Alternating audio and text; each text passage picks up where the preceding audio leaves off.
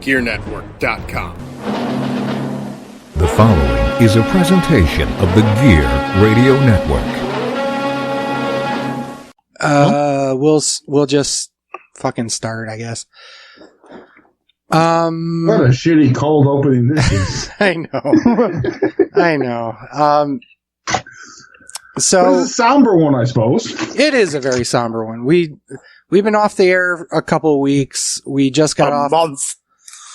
Holy shit! It has been a month. We split them up and we did them over the course of 2 weeks for our 8th anniversary show. But since then, a lot of things have unfortunately happened.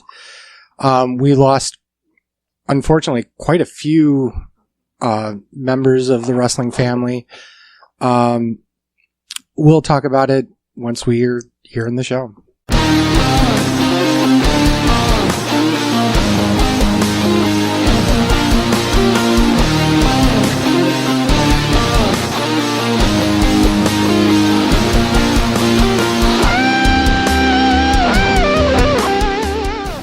Welcome, everyone. This is Sleazy. It's the Fat Man. And welcome, everyone, to another wonderful episode. Blues Knock Nancy, they're awesome. They let us use that wonderful song and Unsettling Differences. You can find them on iTunes and Spotify. I like now how you slow down on that and you don't sound like you're going to have a heart attack at the beginning of the show. Because I'm not all hyped up and happy, honestly.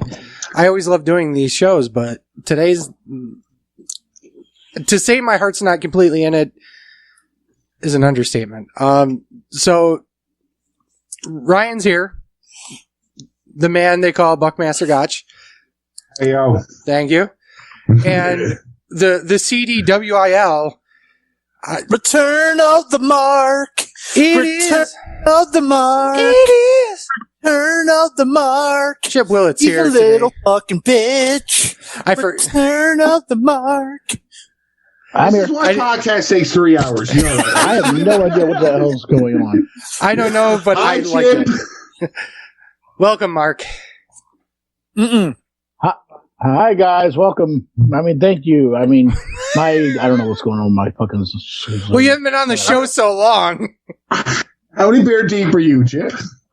Oh, I I know. turn my phone on. I'm eating chicken right now. I'm not any beers deep. Yet. Gone? I'm the one with the beer. Not I labeled. just got shitty ass internet service for some damn reason. Who knows at this point? That's all. Come on. All right. Hey, Sleazy, you got Spectrum. No, wait, you don't got Spectrum anymore. No, I don't. That's what those fuckers did. Oh, what did they do?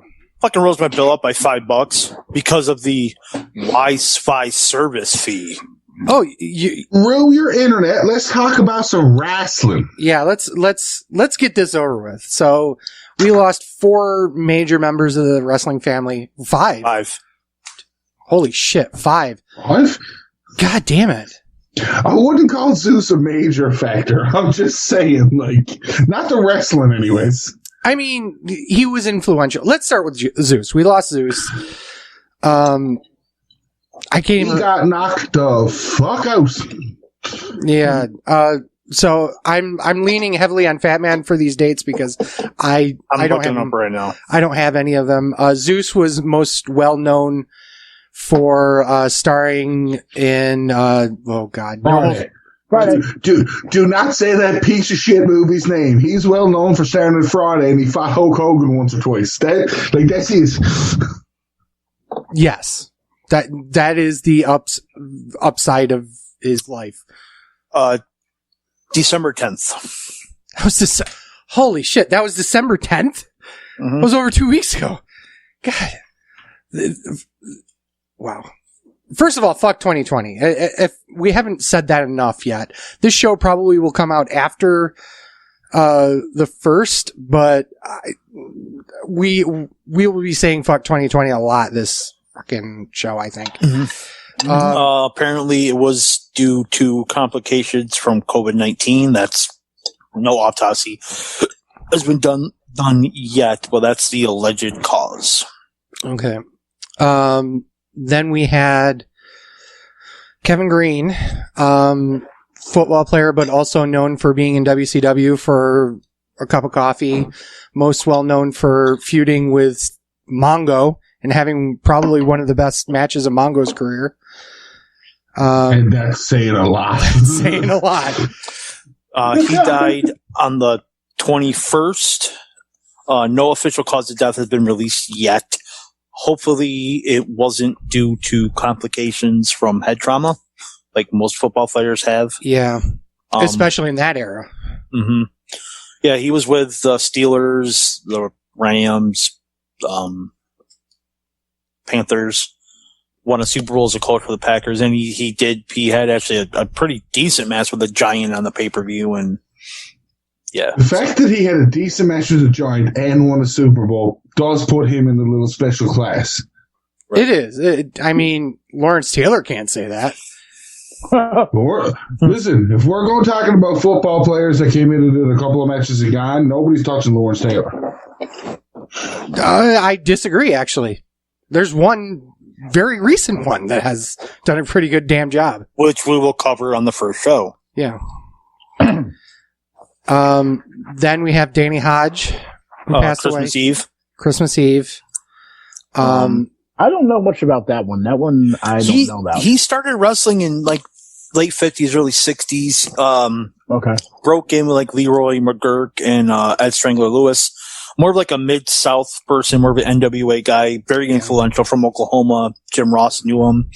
And I was actually listening to his podcast on my way down to Ithaca. And there's a long story there. But he was talking about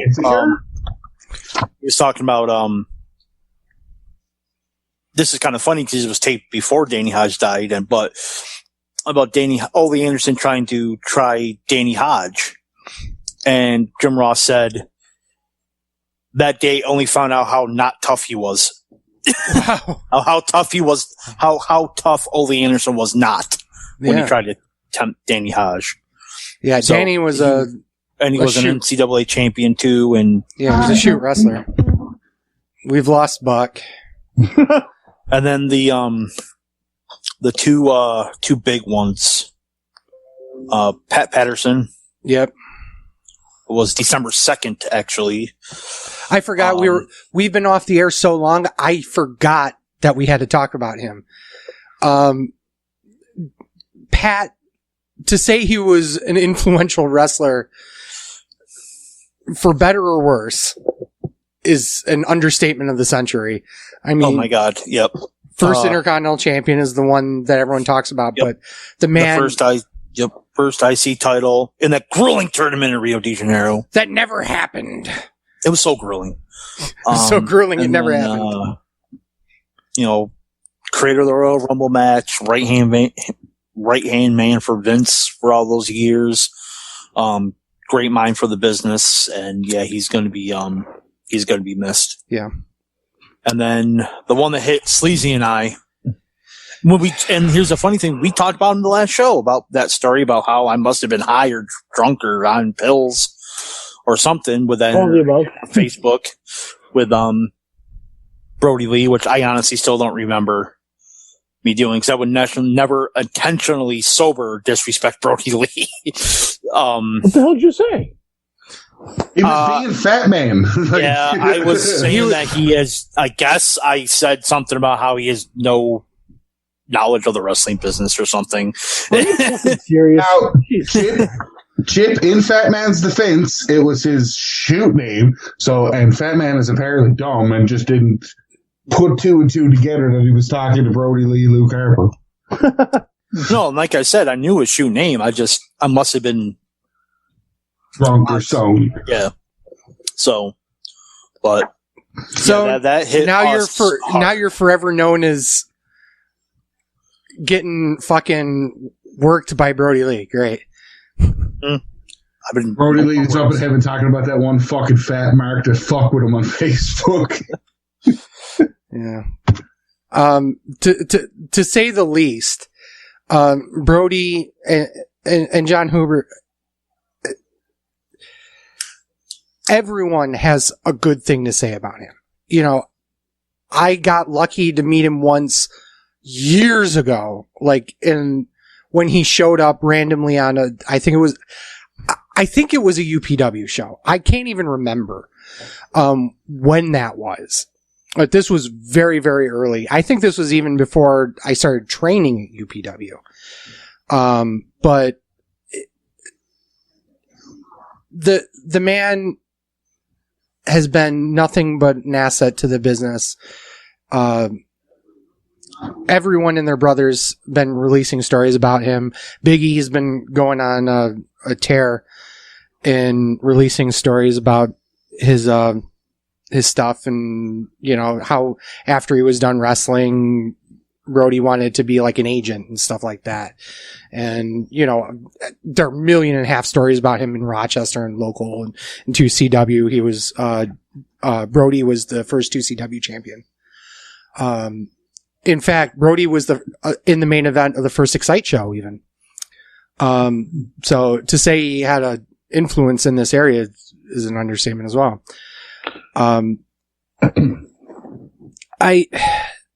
He will definitely be missed. And he was only 41. His wife said he had a non-COVID related lung issue. Before you go on your rant, you know where I'm going. I know where you're going with it. I don't know how Meltzer gets his information, but maybe he's from apparently, AEW knew about it in October. Mm-hmm.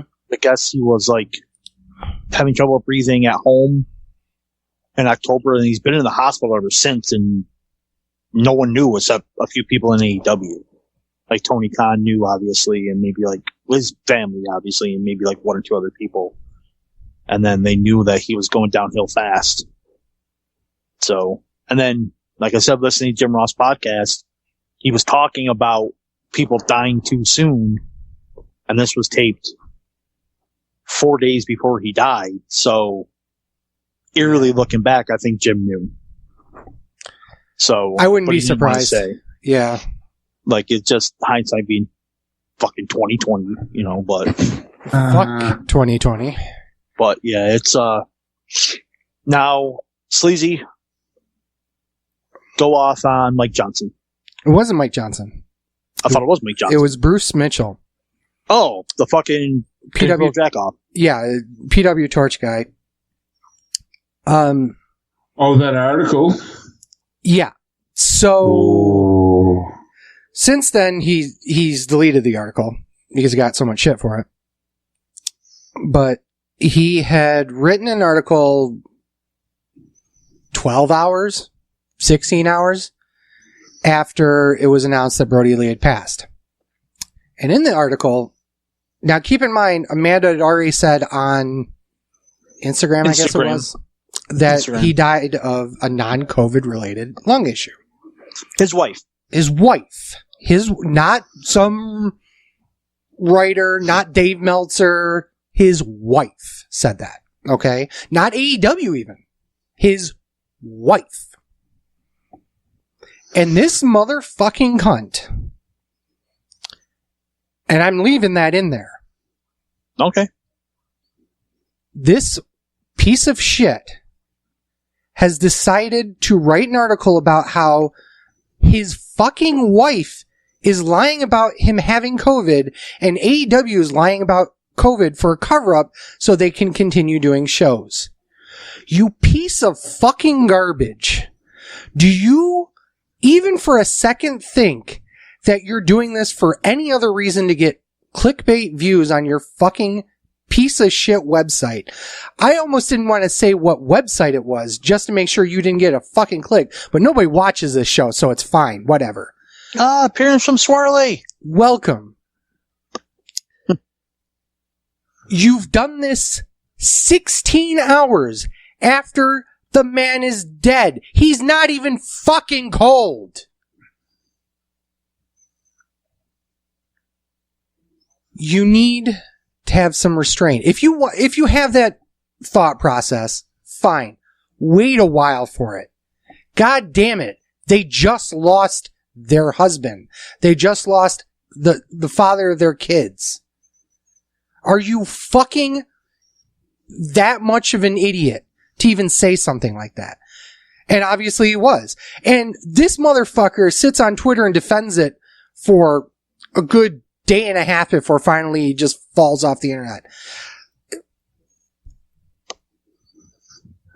it's guys like him that make wrestling journalists, and I say that with a definite tongue in cheek because we are, in theory, wrestling journalists too.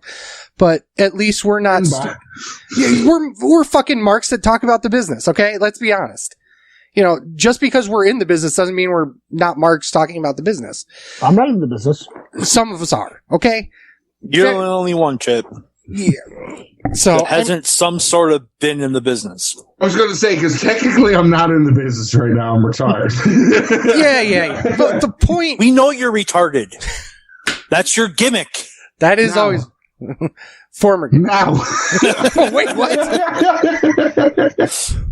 So I mean, Okay, I'll put it this way. It's nice to have a little chuckle with all the serious talk Yeah. and stuff like that. yeah, it just pisses me off because it makes us all look bad. And Dave Meltzer's been making us all look bad for decades, but at least Dave Meltzer isn't intentionally profiting off of somebody's death that quickly. And we say fuck Dave Meltzer contractually at least 30 times a show. Yes, that is Defend required. him Right here for Dave Meltzer. I'm going to defend him here. He came out and said there is no proof to what I thought it was Mike Johnson, but there's no proof to what Bruce Mitchell said.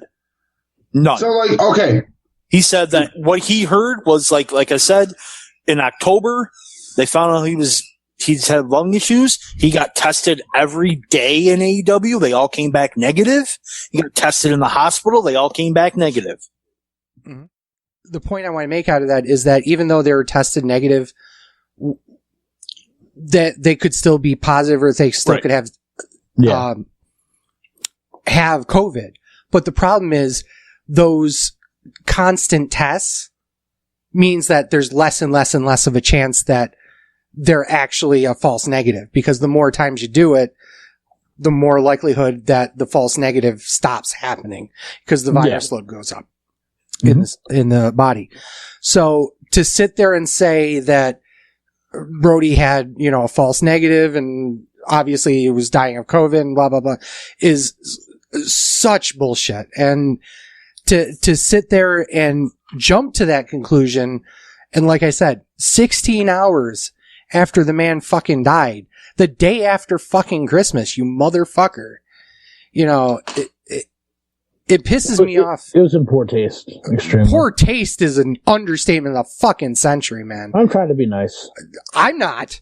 Fuck him. I already said the C word. Well, that's true. So let's get on to something better. Well, I do want to mention I was on Twitter today and I saw how Carl Anderson was saying how he really misses his friend and all his brothers since he's wrestled with in the past and left, and it all came on the back of Cash Wheeler taking a glass of Knob Creek and toasting it to Brody Lee on after, because that's what they used to do. That used to be his thing, was Knob Creek. I was really shocked when I heard it. In fact, I didn't even know. I couldn't believe it at first. I was on Twitter and I'm like, this can't be real. And then of course I did research and found out it was. And then it does really piss me off when people are trying to see that AEW knew about it, because. No, I think AEW knew that he was. Well, no, but piggybacking on what Sleepy was saying, how they're saying that. Oh, gotcha. How AEW COVID. It was COVID related. Cover it up. Yeah, and I think that's just all automatic bullshit, because I can tell just by I actually have a guy that I was supposed to start writing with until my life got turned upside down, no pun intended. But he Fresh friends. he's actually good friends with a lot of people in AEW, and he was giving me insight on how they go about things and all that. And it doesn't sound like something they would do, and how generous Tony Khan is with everybody. So everything that I read was pretty much bullshit, but I just know, I can't believe, he's only a year and a half older than I am. And it's kind of close to home because, even though I didn't watch WWE for that long, like the shows or anything, I have listened to many podcasts with them on it, including Talk is Jericho, one of the best ones I've ever heard. Episodes I ever heard was when he was on there talking about life in Rochester and life coming up throughout the Indies and all that. And his success as Luke Harper, how no matter how they tried to kick him out, he was always there, always willing to sacrifice for the business. And then he finally got the push he deserved in AEW, and then this happens. So it's very sad to see him have passed on. And I know there's a lot of people in the wrestling world that are sad to see it happen. I know John is extremely heartbroken. Yeah, they were close. They were very close. Josh is pretty heartbroken over it, obviously. Yeah. Obviously. Sean Carr. All these guys. Brute. Yep. Brute. Steve. Yeah. There's a lot of people. Like, there's even stories that Steve told where, like, he went down to Disney, and this is when Brody was in NXT. He went down to Disney Orlando, and Brody met him in Orlando, and went to Disney with him. This type of person that he really was, and he will he will be missed because he like I said, he's, like you said, probably one of the most underrated performers to be in the business, and it affects us a little bit more personally than it would for like Buck or Chip, because we're from here. It was Rochester proud that him and even Colin Delaney made it to WWE, and he had probably the most physical ladder matches I ever saw with Dolph Ziggler. Here's the thing with Brody, is that Brody was the bar in so many ways. Brody was the bar for Rochester wrestling in that you were okay if Brody knew you and took care of you. You were always trying to be up to Brody's level, in terms of work ethic. He was the Andre the Giant of the Rochester area. That's a good way of putting it. Yeah. In the fact that he was definitely larger than life. Yep. And if he liked you, he liked you. If he didn't, he didn't. So, but he would go out of his way to be an asshole to me when I was an asshole. Like, not even being an asshole. Like, he even told John. Don't be an asshole. Probably deserved. Well, he even told John that he. And here's the thing, John even said, like, what's this guy's problem? Like, and he just continued to fuck with me. It was good natured ribbing on his part to me.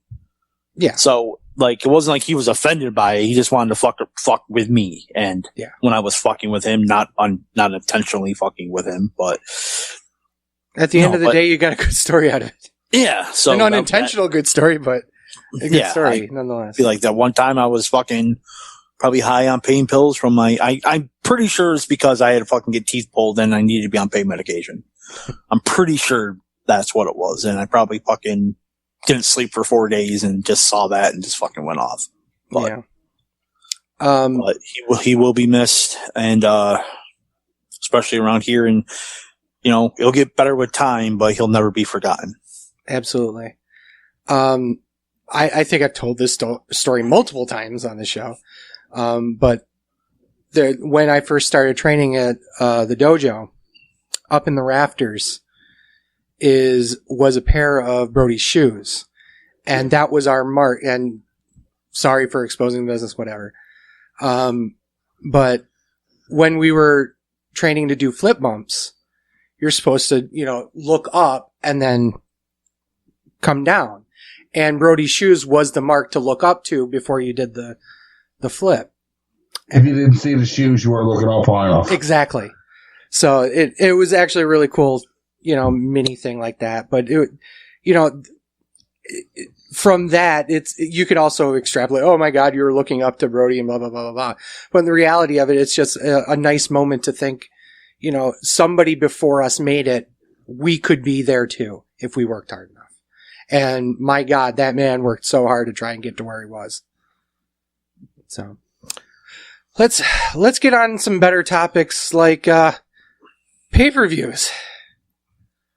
Because you know Oh me. shit! Are we actually going to talk about wrestling? We're talking about wrestling. I hope so. WAS. How is it? WR. What? Wait. Wrestling. RASS. That's wrestling. We're going to actually spell wrestling. Are we going to do this in chronological order, or are you just picking a fucking show and we're going? Take over War Games. The Of course we're first going chronological. Come on. Fucking Mark. December 6th. Anyone watch the pre-show? Nope. No. War Games match. Female War Games match. Again, let off like last year. Team Shotzi, which is Shotzi Blackheart, Ember Moon, Rhea Ripley, and Io Shirai. Sleazy's coming right now. Versus Team Candice, which is Candice LeRae, Dakota Kai, Rochelle Gonzalez, and Toni Storm. I'm coming right now. The match went 35 minutes and 22 seconds. Did it go that long? Fuck Dave Meltzer gave it 3.5 stars. Did it go 35 minutes? They went 35 fucking minutes. Oh, Which Yeah, is not yeah, a surprise, even though they work the 5-minute time limit.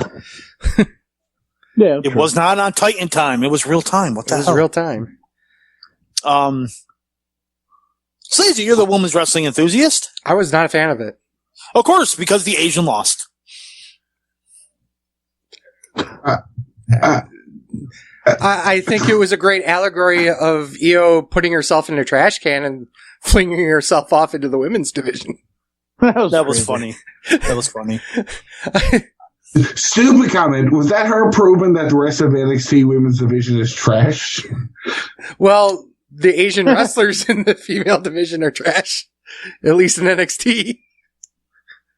I'm trash. Okay, so like, I know I'm stopping Sleazy, and he said Sleazy first, but I don't know about anybody else, but about halfway through that match kicked up a new gear. Like, the first little bit, I was just like, this is weird, like, I don't know what is going on, and then I went, okay, and about 6 people in out of the 8, I just went, oh, what's going on here? And then So- the match went from 0 to 100. In my notes, I let Kai and Moon start. Decent exchange between the two. Shotzi's out next. Weird seeing the faces have an advantage in a War Games match. Yeah, you've But it been do- watching too many war games. But it doesn't really matter to be honest. Raquel's out next, Ripley, then Storm, then Io, and then Candice. It picked up more when all of them got in there. I thought the Tower of Doom spot when there were 6 of them in there. That's when it was like, oh, here comes the generic Tower of Doom.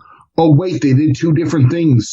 That's different. And Yeah. then from then on, the match just went hello. Yeah. Yeah. I thought it was a great match. I gave it 4 stars. And again, we're both. I said sleazy, and we're both fucking going back and forth. No, But- I mean, you're basically saying what I was planning on saying. But I was not that kind. I felt like that if you got rid of half the match, it would have been a 4-star match. So I gave it a 3 stars. There's JA in the background with his Hey! cone of shame. The cone of shame. But yeah, Hey, little Match fucker. 3.5 stars. Okay, match 4 stars. You over-under rating pieces of shit. I mean, yes. I think that at the end of the day, the match, because of the fact that it was War Games, you couldn't cut anything from it. But in the same breath, it did kick up a notch. It did fester really well. I mean, but I don't think it was nearly as good as last year's. And I don't think it was good, spoiler, as the men's. I don't think so either. John Kane liked it better than the men's, Yeah, which was weird when I read that. But yeah. Chip, what'd you think? Oh, I was afraid I was going to get forgotten since I'm no longer on the show that often. Wow! Don't worry, we Josh shows will. up once a month too. Don't worry, buddy. Listen. So, no, I was, it took a lot. The build-up was really, in the beginning, like Ryan said, very slow, but it picked up. I do like the ongoing feud between Raquel Gonzalez and Rhea Ripley. those are two mammoth heavyweights that are just beating the living shit out of each other. The Io Shirai spot off the top of the cage was shocking. I was like, what the fuck is going on here? And then when Dakota Kai stomped on her and crushed the trash can around her and couldn't pin her because she was in the trash can, that was kind of comical. Yeah. I would go 4 stars. I definitely thought it was a decent opener, good heater. But, yeah, I think it was better than last year's. Not as much. Oh my God, yes. But there was 2 extra people in this year's than there was in last year's. That is true. The one. Oh, and I was not too much a fan of the hardcore aspect of it. You had to do Fucking that. War Games. What do you Yeah, mean? You had to do that, though. Yeah. I know. This isn't old school Arn Anderson and Dusty Rhodes starting off 40 War Games. This is new school. Especially, I hate to say this because it sounds so sexist, especially with the women, you had to add something to it because them just going in there and just running each other into the cage, I didn't think it would do anything.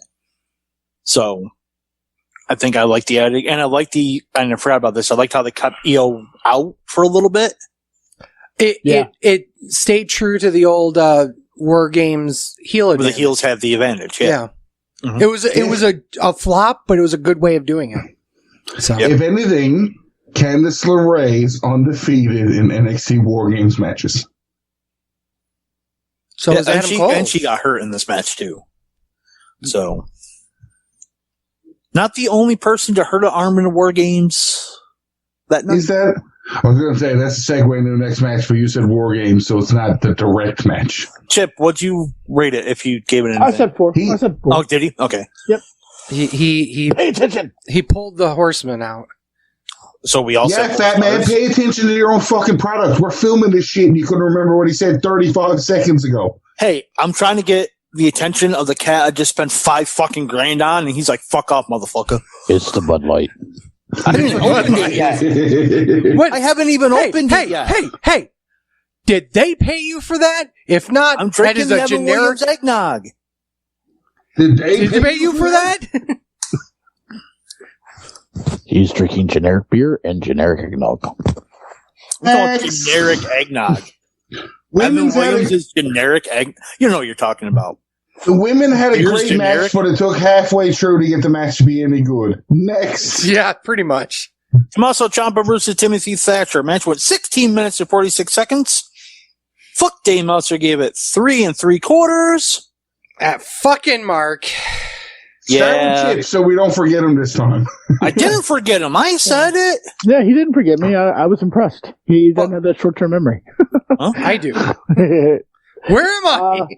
Anyways, I thought it was a good match. It was great to see 2 vile wrestlers go at it like hardcore, beat the hell out of each other, break every appendage possible.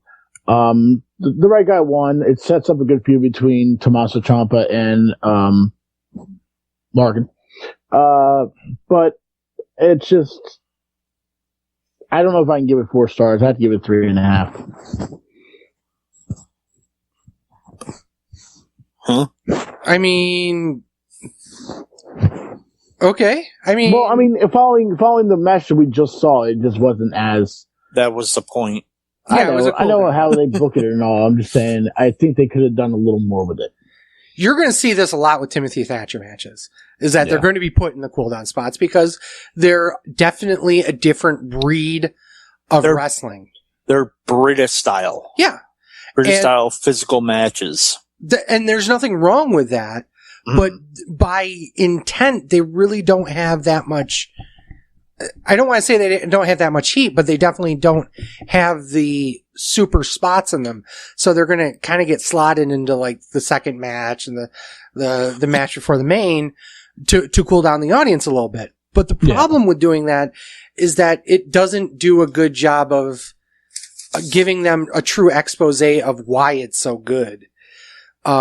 You either like this stuff or you don't, honestly. And I've been on record of saying I'm not a huge fan of this kind of stuff. It's good technical wrestling. It's cool to look at. It's cool to put inside of a match as like a heat spot or, if you're looking for a different variation of a hope spot maybe.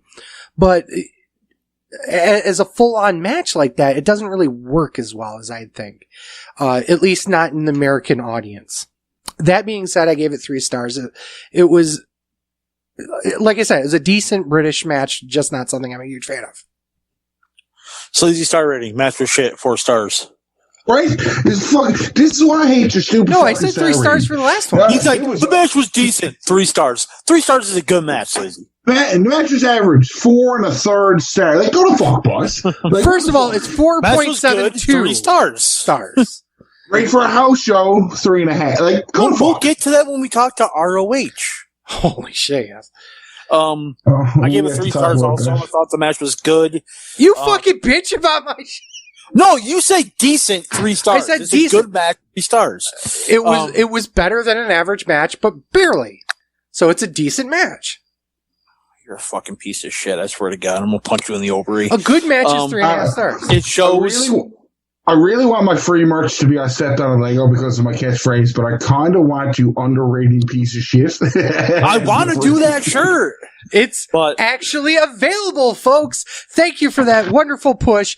All that stuff is going to be available at store.thewrestlingshow.com. That is available starting tonight. And if you put in the special promo code Facebook, you get 10% off your order. So I can get an overrating piece of shit shirt. Yes. You deserve an underrating piece of shit shirt, but we'll go with whatever you buy. There's a bunch of different shirts in there, and more are being added as we speak. As I've learned, the first logo was mine.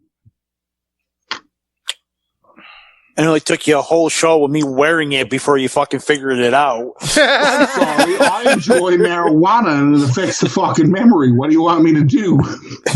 Doesn't affect your eyesight. It makes it better. Jesus Christ. Ryan, do you know who you are? Clearly not. Anyway, the match showed that Ciampa can work any style. That's what I wanted to add. Who didn't know that? Ryan is his next words, and I'm going to say that match, as compared to how the rest of the card was in the perfect placement because everything else kind of had that little up. You needed something to take down, especially after how good the women's War Games match turned out. You needed something to slow everything down with that pace and bring it back down to a little crawl and go from there. So the match placement of that match and the style of that match was actually perfect for what it is. 17.5 stars. Wonderful. Oh my God. That's too many stars. Maybe in the Tokyo Dome. Oh, it was in the CWC, so now it's 35.5 fucking stars. I'm going to fucking whip you. In a strap match, Cameron Grimes versus Dexter Loomis, or Dexter Morgan, or Dexter, or I can't believe you had it right the first time. You just or your I- aneurysm in your brain. I can't believe they're remaking Dexter. Didn't he die in a hurricane and then become a lumberjack? I'm a lumberjack and I'm okay. The motherfucker drove a little boat into the center of a fucking hurricane. That motherfucker dead. What the fuck does that got to do with wrestling? That motherfucker dead. Because that's the gimmick of the That's Sam Shaw's gimmick. is Dexter Loomis. Have you seen Dexter? Yes. Isn't there First 4 seasons of Dexter, fantastic. That Barrel Girl season, shit. That match, not bad. So I like this match. I actually thought it was really good. The story they've been telling is really good. And like you can tell the two of the boys that for WWE audience, I'll call it, are newer. But like for anybody that followed any indies or any TNA stuff, like the boys are really good workers as it is. Mhm. And the fact that the two of them got a chance to shine and get I'll call it a major pay-per-view match or whatever the fuck you want to call it for network specials and stuff, that they got that shine and they're able to go for as long as they did, that shows testaments to both of their skills. Absolutely.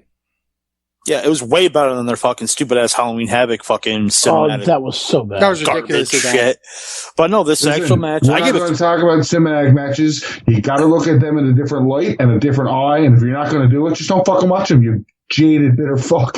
But I have to watch them for reviewing the fucking shows. Usually You fucking Mark. No, wait, no.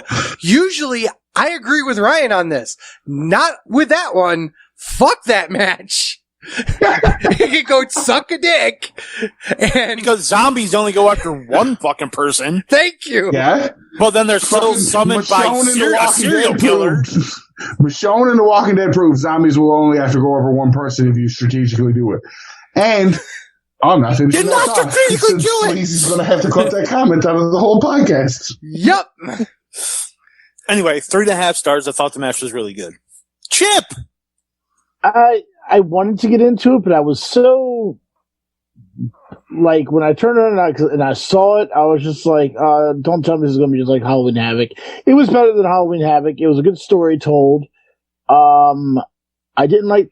I guess the beginning, like when he was beating the shit out of Dexter. I know he did it to get the upper hand, telling a story and all that, but I just got really bored with that really fast. I would give it 3. You fucking asshole. Yep. Oh, match was boring. 3 stars. What are you, sleazy now? I am. You know, I am me. I'm going to sit here and not going to take this bullshit about being compared to Chip. Hey, asshole, watch it. Being compared to a Mark. This is true. Sleazy, what do you think of it? I don't remember much of it, honestly. Mm. And that's You were probably smoking the marijuana. Probably. I mean, it was one of those matches where it's like, okay, cool. And I whip out my phone. And it's honestly probably a bad thing to do, but I just couldn't get into it. I really couldn't. I feel bad about rating it this way, but 2 stars. Because I don't remember much of it. Because I wasn't engaged to it.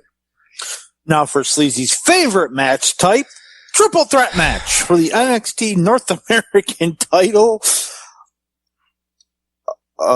Leon Ruff defends against Johnny Gargano and Damian Priest. Match with 17 minutes and 28 seconds. Oh, Dave Meltzer gave that match 3.25, and he also gave this match 3.25. Sleazy, you're the triple threat wrestling enthusiast. No, I'm not. Nah, fuck this shit. It was...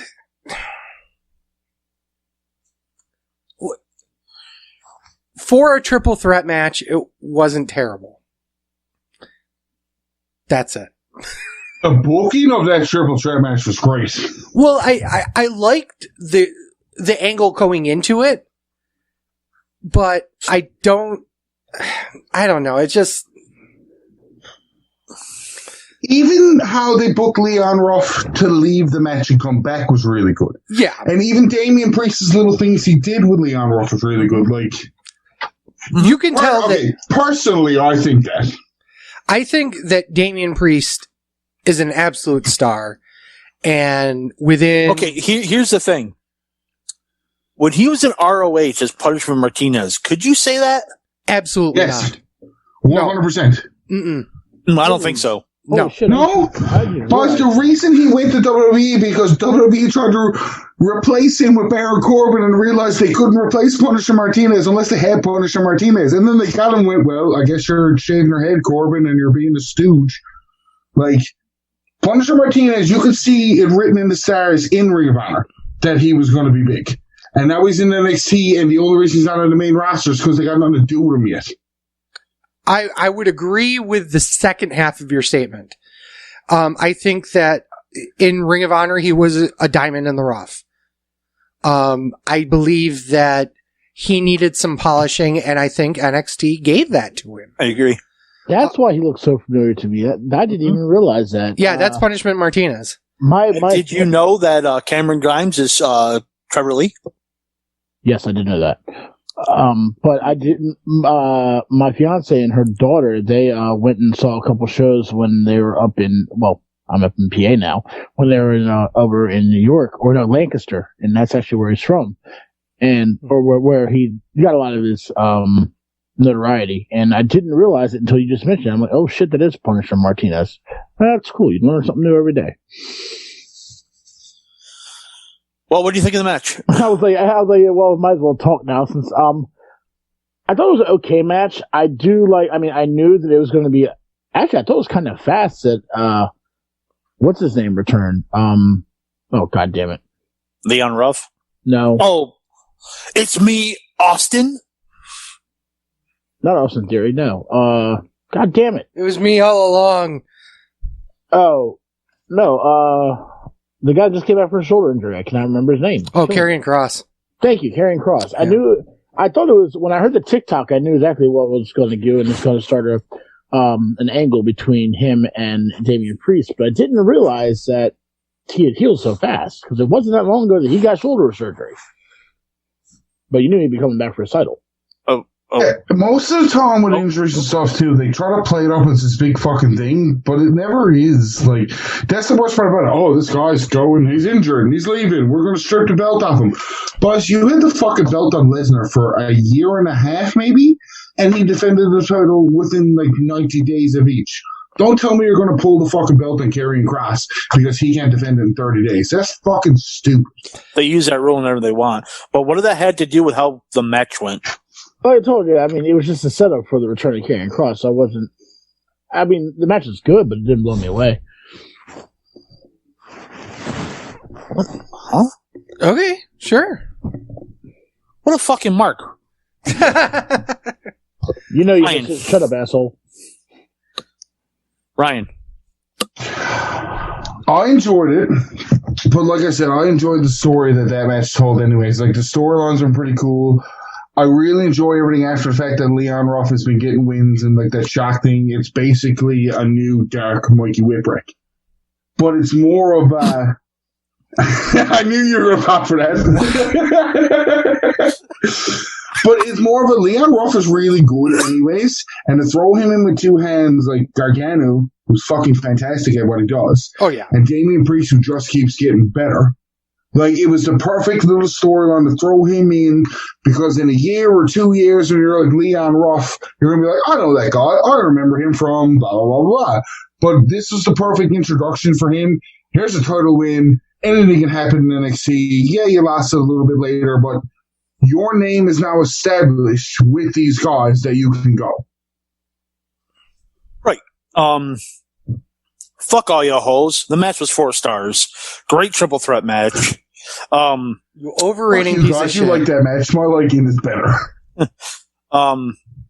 All 3 men shined, even Ruff when he came back. I thought Priest was actually the star of the match. In a match featuring Gargano. Gargano with the ghost faces, I think, were a little too much. Maybe should have had just one come down, not 10,000. But other than that, I thought the match was fucking great. You fucking Mark. You're a mark. Men's War Game match. Undisputed Era, which we all know. Do we? Chip doesn't. Adam Cole, Kyle O'Reilly, Bobby Fish, and Roderick I know who Strong they are. Hey. versus Team Chubbs. McAfee, which is Pat McAfee, Pete Dunne, Danny Burch, and Oni Lorcan. No, you didn't say it Give me right. another year of Pat Oni and McAfee. Tui. There you go. Thank fucker. you. Give me another year of Pat McAfee in the NXT, and I will claim he's better than Kevin Green. He's better now. I agree. I only say he's not just because that's fantastic, and you can come in and have a little quick fucking run and be really good on the mic and bullshit your way through some matches. Kevin Green actually fucking wrestled. Pat McAfee is good. Pat McAfee has the athleticism, but give me something more than Adam Cole, who can fucking wrestle a broomstick. And Pat McAfee just got taken off NXT television. They don't want to use him every week, and it's a waste. Like, Especially what now. I read was they're like, we don't want to overexpose him. That's fucking smart. Have him show up on the big events. It's an attraction. Yeah. Like, Pat McAfee, when he's there, should be something special. You got fucking Pete Dunne, who's going to run through most of the roster anyways. He doesn't need anybody else. You got only Lorcan and Danny Burch said, this is the best time in their career right now. They probably should have had the tag belts 2 years ago as a quick little transition between champions. Let them fucking run with these now. If you're not going to give them to Killian Dane and Drake Magler for that feel-good moment, let Oni Lorcan and Danny Burch have them for 6 months to a year. Yep.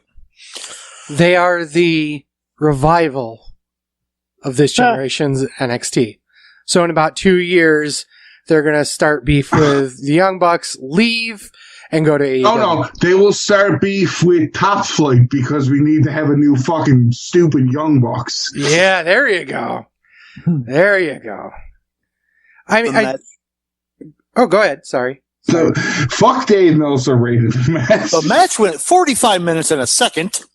Fuck Dave Meltzer gave it 4 3/4 stars. Why not give it 5 stars? Because it wasn't in the fucking goddamn Tokyo Dome. I'm wrong. What? No, it's 5 stars. What? It was a 5-star match. Oh, It was the best War Game match I've ever seen. really? Wow. That's coming from the NWA guy. I was just going to say, it was like, you're the guy that loves This fucking match was Howard fucking Draws. fantastic. The only little beef I had with it, And it's It's not 5 so- stars if you got a beef. it's only because Fish got hurt and he wasn't able to get into the right spot at the right time. I did see that. Other than that, that was it. That was the only fucking hiccup that I saw in the match. But it was fucking awesome.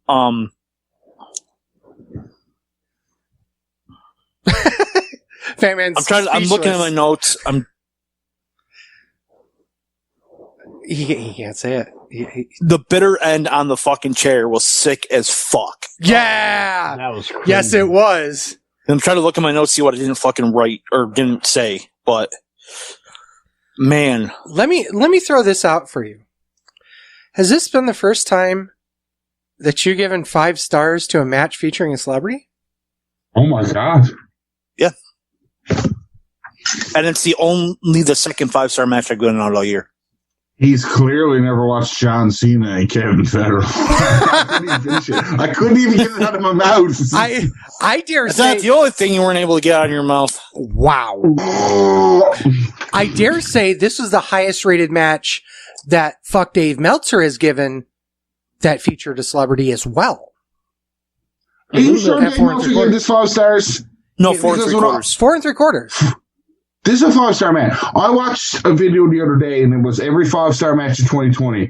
And the beginning of the video went, no, Roman Reigns and Jey Uso from Hell in a Cell is not on that match. Yes, it should be there. Nope. No, Sasha Banks No and way. Bayley from Hell in a Cell is not on that match.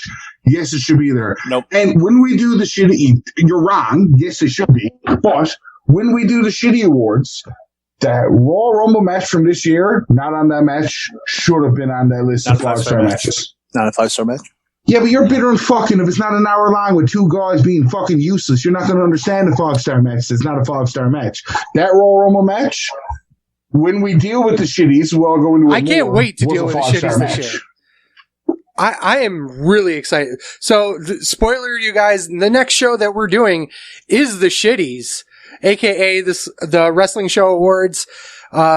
We will be doing 13 categories this year. We're going to have a special one, but I'm not going to reveal it until you have to look for it on Instagram /Facebook/Twitter. You're a mark. I know. But I got to put us over somehow. Fucking mark. Well, as I said, Are you talking as to I your said, kid? I gave 2 5-star matches this year. This one, and then there was one more. So I'm not going to say it. Which I was? I'm not going remember to say it. it. I remember it. It was Lana So- Nia Jax. Of course it was. 100%. I will It was at fly one to time- the States and it was give one you time- a bowl eye. It was No, at one time actually- that Nia Jax put Lana through the table. Shameless plug. You know what, Fat Man? I hope you step on Lego. Thanks, man. I appreciate it. No, You can get that remember when t-shirt. that shit was. It was actually the last episode I was on. He gave a 5-star match. Wow. I think it was. So it was yeah, 19 Dickety 2 because we couldn't say the number 3 in the Dicketies. Oh my god. Chip, did you talk about the Morgan's match? Yeah, I could talk about it if I want to. No, I'm just kidding. It was a really, really good match. I wouldn't give it a 5-star rating. Unfortunately, You're wrong. I'm going to be with Dave Meltzer and give it 4 3/4. But it was one of the better matches I've seen this year, straight up. And Buck, did you say that was on YouTube? Where can I find that video of the top 5-star matches of 2020? Under Wrestle Talk was what and like I just love top 10 matches anyway, or top 10 lists and stuff. Under Wrestle Talk, they had the 5-star matches rated by Dave Meltzer, not the ones that they picked. It was every match that Dave Meltzer claimed was a 5-star or more match. That could be like So, a 25-page. New Japan and AEW. Yeah, basically. Yes, 100%. There might have been one WWE match on that list, but like all of it was like New Japan, New Japan, New Japan, AEW.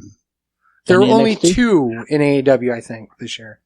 I remember one in AEW, but I do remember one in NXT as well. There was no 5-star match in AEW this year.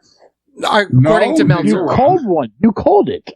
You are 100% wrong if you don't think there was at least one 5-star match There was in no AEW. 5-star match in AEW this year. Yes, there was, because I was living in Glen Burnie when I recorded this episode with you guys.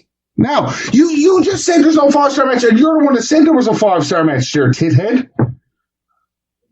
I never said. No, I said there was 2 5-star matches. Yeah? I never said in one company. There was no 5-star match in AEW this year. There were 2 that I rated 4 3/4, but there was no 5-star match in AEW this year. Brian's writing it down. Wrong. No, you're 100% wrong. Now, I know your exact response is going to be, well, you're the tag team guys. That's what you said. The funny thing is, they were both tag team matches. They were.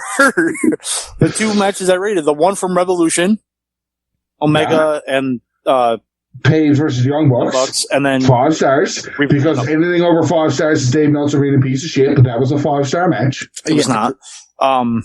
And then the Revival versus Young Bucks. And the only reason I did not give that 5 stars because the ending was fucking stupid. Dave Meltzer gave that 5 stars. That match was not 5 stars. Yeah, 100% agree in there. I didn't give it 5 stars. None of us did. No, but that's what I mean. Dave Meltzer said he was on that 5-star matches, but he gave that 5-star. That match was not a 5-star match. Listen, that seems like shit we sidetracked for next week. Are we done with War Games? Sleazy hasn't talked about it. Sleazy, talk about the 4 3/15 star match of male War Games. First of all, I want to rate it 4.978 stars. So round it up as 5 stars. Stop. Okay. Before you continue talking, what was that match mixing that you decided that 0.03 stars wasn't enough to put it at 5 stars? First of all, it was 0.023. I don't give a fuck what the number is. What did you decide was not in that match that is not letting that be a 5-star match? No, it was a 5-star match. Absolutely it was. Fucking idiot. It was absolutely a 5-star match. Fucking A, it's the best War Games I've ever seen. And I agree with that. What was there to complain about? There was absolutely nothing wrong with that match. And I can't believe I'm saying this with a fucking Conviction. punter was part of the match. This should be a huge wake-up call to the both main rosters.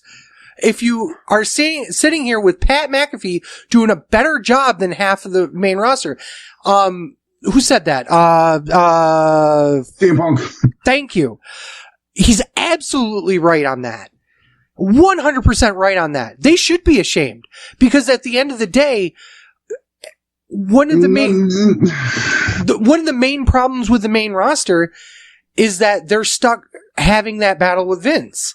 If they went out there and did their own fucking thing, just to tell them to go fuck themselves, especially in this day and age where if you get fired as a main guy, AEW will pick you up.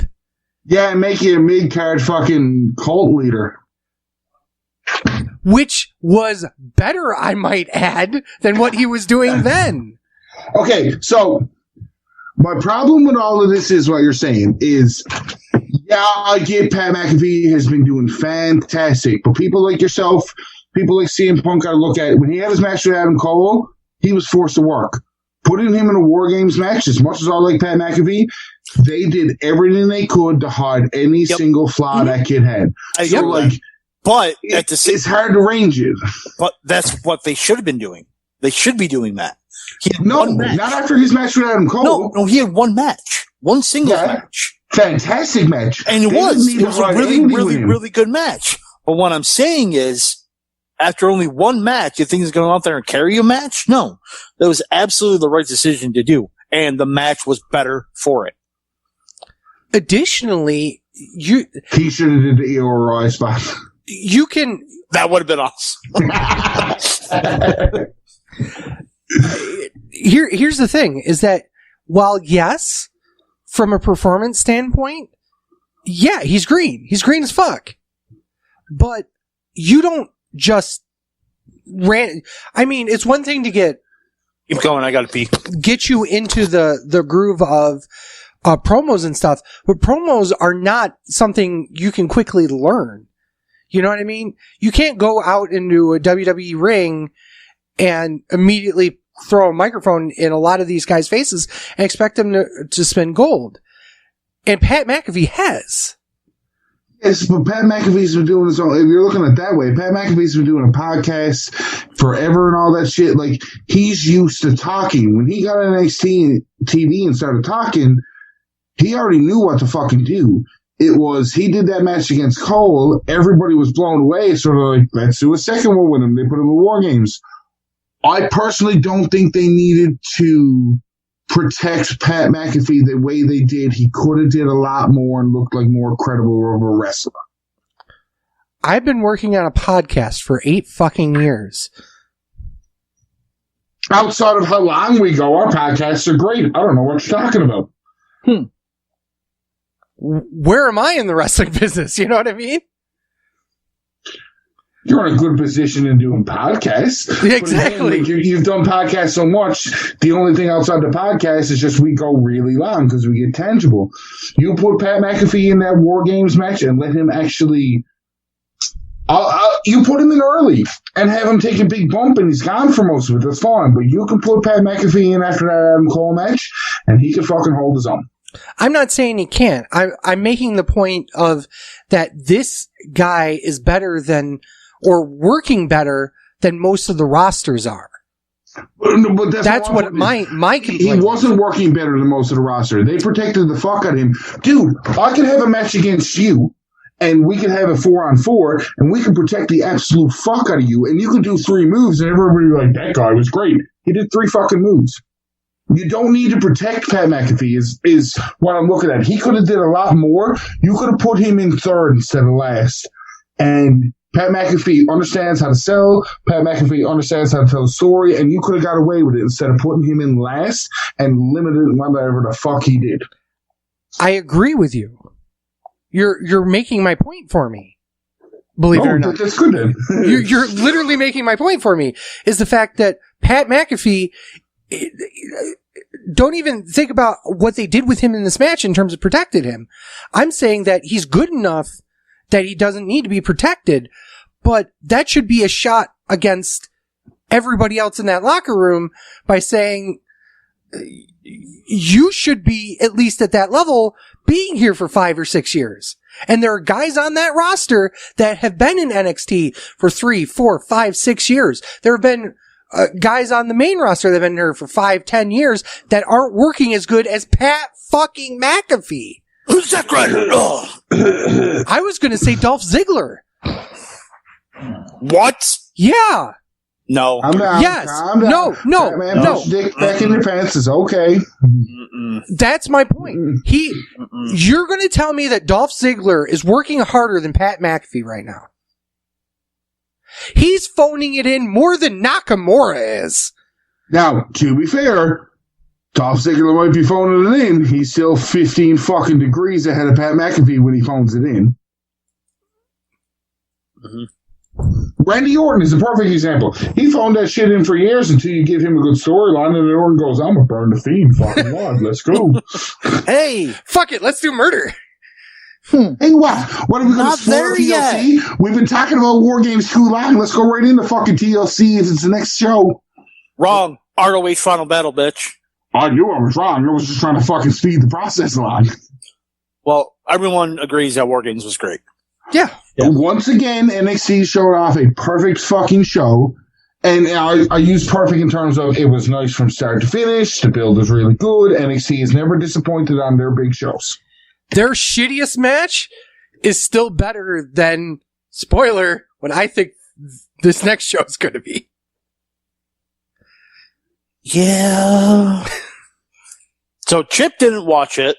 Nope. Luckily for him. Luckily for Jim him. didn't watch it, and the three of us clearly agree that the Ring of Honor pay-per-view was just like, meh. It was there. So, like, we can rapid fire through this. I Okay. feel. ROH Tag Team Titles, The Foundation versus Mark Briscoe and PCO. 12 minutes, 50 seconds. Okay match for a house show. A little opener, fans probably could have helped the reaction a bit. 2 stars. Don Castle versus Ray Hornus. Or Horace. whatever. Ray Hor. Ray Horniness. Ray Hor. He- 9 minutes, 10 seconds. I thought the match was actually good. Right guy went over 3 stars. I loved Okay. it. 3.5. Okay, little match for something that got Dalton started during Castle, all Mark. the COVID scares. Dalton Castle, Mark. I knew that was coming. No, and it's not a Dawson. We'll stop for a second.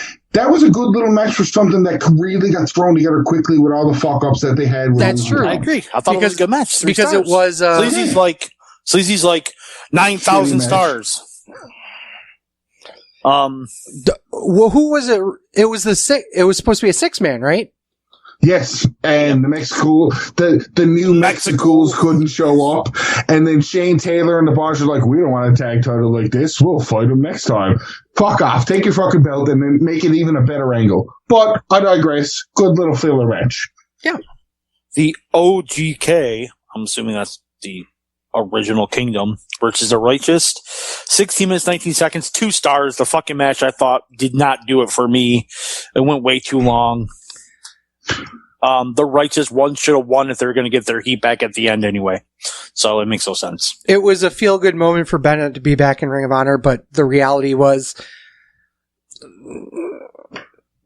I hate to say this, but nobody You cared. needed that feel good moment on this show with Mike Bennett. He's back and he gets to have a bit more fun. The Righteous is the guys you're going to push more than anything else, but let the Kingdom have their little fucking moment. Yeah. I'm not against the booking situation. I just didn't like the match. Brian Johnson versus Danhausen? If Danhausen fuck won, is he this? got a Ring of Honor contract. And then he won by DQ, and it was greasy and fucking stupid. And why are you booking this guy next? I like Danhausen. Okay, I do. So do I. I see this the first time I've seen him. I think the character has a ton of potential. That character has a ton of potential in the early 90s in WWE, not fucking Ring of Honor. Not 2020 Ring of No, Honor. you're right, though. You are right. Yeah, you're not wrong. I've seen him a few times before, obviously because I'm an indie wrestling mark, obviously. But yeah, shock of shocks there. Yeah, this wasn't a great way to showcase him. It was a weird match to showcase him in. Who is Brian Johnson where he needed to be protected by DQ? I know that's the other weird part. He isn't. The entire match was kind of dumb. He wasn't protected by the DQ. That was done solely to give him a cheeky way to get a contract. That was nothing to do with protecting Brian Johnson. He Eddie Guerrero'd him. Yeah. It was dumb. Is what my answer is. Even for Danhausen, it was dumb. Yeah, because it doesn't fit the character. World Television Championship, Dragon Lee defends against Tony Deppen. 11 minutes, 50 seconds. Match of the night. 3.5 stars. Really good match. Nothing else more. Yeah. Agreed. I mean, right down to the star rating. Shane Taylor versus there is no way Jay Briscoe is winning the ROH World title. He's no-selling me. What a bitch. He is. And yeah, solely because you said it. 13 minutes, 49 seconds. Right guy went over. It was an okay match for a house show. You're not wrong. I didn't understand. Well, I kind of did, but I didn't understand why Mark was down there before the match was over. But I understood where they were going with it, but I didn't understand why they did it before he lost. I guess. I don't know. I don't understand it. I guess I don't understand the booking of it. The match was, I'm not a huge fan of Shane Taylor, and I hate saying that, but it's the truth. And I'm not a huge fan of Jay Briscoe's singles matches. I feel if anything, well, fuck Jay Briscoe. I feel if anything, Shane Taylor got hurt by this pay-per-view because they were supposed to win the 6-man tag belts. Mm-hmm. That's Right. why. And then there That's was- why I think they gave him the win over Briscoe, Yeah, to give him heat. a former 2-time world champion. You know, Isn't he 3-time? 2, I think. It might be 3. I'm not sure. They said 2-time on the broadcast, so I thought he was I think 3. Adam Cole's the only 2 or 3-time champion. Maybe it's Cole. Yes, he is. ROH Pure Championship, Jonathan Gresham versus Flip Gordon match with 24 minutes 37 seconds. What the fuck happened to Flip Gordon? Jesus Christ. 2 and 3/4, slightly above average match. I think they would have had a better match if they would have mixed in Gordon's high flying while trying to keep the pure style. wouldn't They have didn't worked. do. You don't think it would have worked? No, as much as I like Flip Gordon's high flying style, that whole pure division, you can't put a high flyer in there. It's just So gonna then, throw- just sorry for interrupt. So you're just saying pretty much Flip was the wrong opponent. Flip's wrestling style with the high flying when he has that army background could have got away with wrestling an actual wrestling match compared to the high flying stuff. I Okay. think Flip Gordon could have pulled off an actual wrestling match there, and he had the opportunity, and he decided not to. And I think the ending sucked. Flip kicked out, but then the ref stopped it anyway. That fucking made no sense. It was stupid. Good old Ring of Honor. Yeah. Remember Ring of Honor used to be really good. Like 4 years ago, 5 years ago. Do you know when it AEW? happened? I can tell you exactly the day it happened. It was the day that the Young Bucks were basically told by Ring of Honor, we don't really need you to keep going here. You know, that's when it really died. Because, and when AEW came around, because they pretty much took a lot of the talent to AEW. yeah, but part of the reason why AEW existed, other than the fact that Hulk Hogan created it, Okay. I'm waiting for the tweet in about 2 to 3 days where Hulk Hogan claims that he made Brody Lee into the star he is today. But here's the thing is that when Ring of Honor's, and I'm not sure if it was Delirious or if it was Kerry or whoever it was that said that to the Young Bucks and basically New Japan that we don't really need you to draw here, should be now looking at the last year and a half of the garbage that's been. Yeah. I would go even. The last time they had a good show was probably Supercard of Honor. That's still Which going is on. still going on So- because there was no Supercard of Honor in 2019, and because of the pandemic, there was no Supercard of Honor. So that show is still fucking going on. Yes. That was so fucking long. If that show is still going on, Curtis Axel's still in the fucking Royal Rumble. Fuck off. No one cares about Also true. that. ROH World Championship. Roosh defends against Brody King. 16 minutes, 35 seconds. Ooh, Okay. the big fat Canadian. Okay. Chip. Yeah, okay. Ryan. Go ahead, Ryan. Anybody else sick of Rush's title reign? 100%. Like you could have put that belt on him for a couple of months and passed it off to somebody else. I don't know what it is. I just don't like him as Ring of Honor champion. You can put him in anywhere belt is fine. I don't like him. I don't know what it is.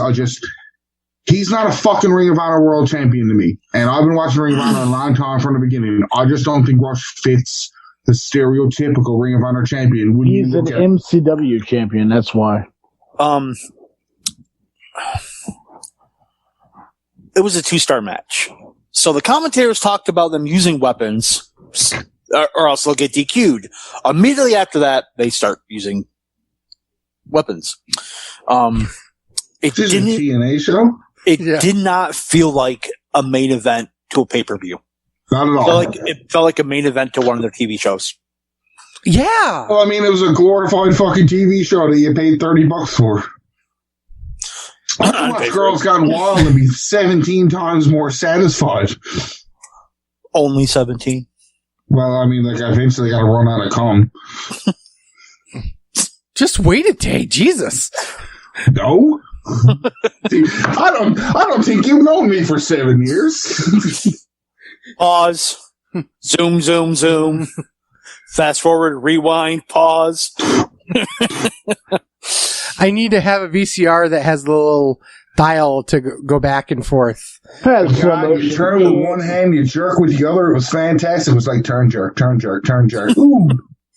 It's going to be anorexic, Jesus Christ, and redextrous. The episode of Family Guy where Quagmire discovers internet porn. He turns around, his arm is like disarm huge. and disarm.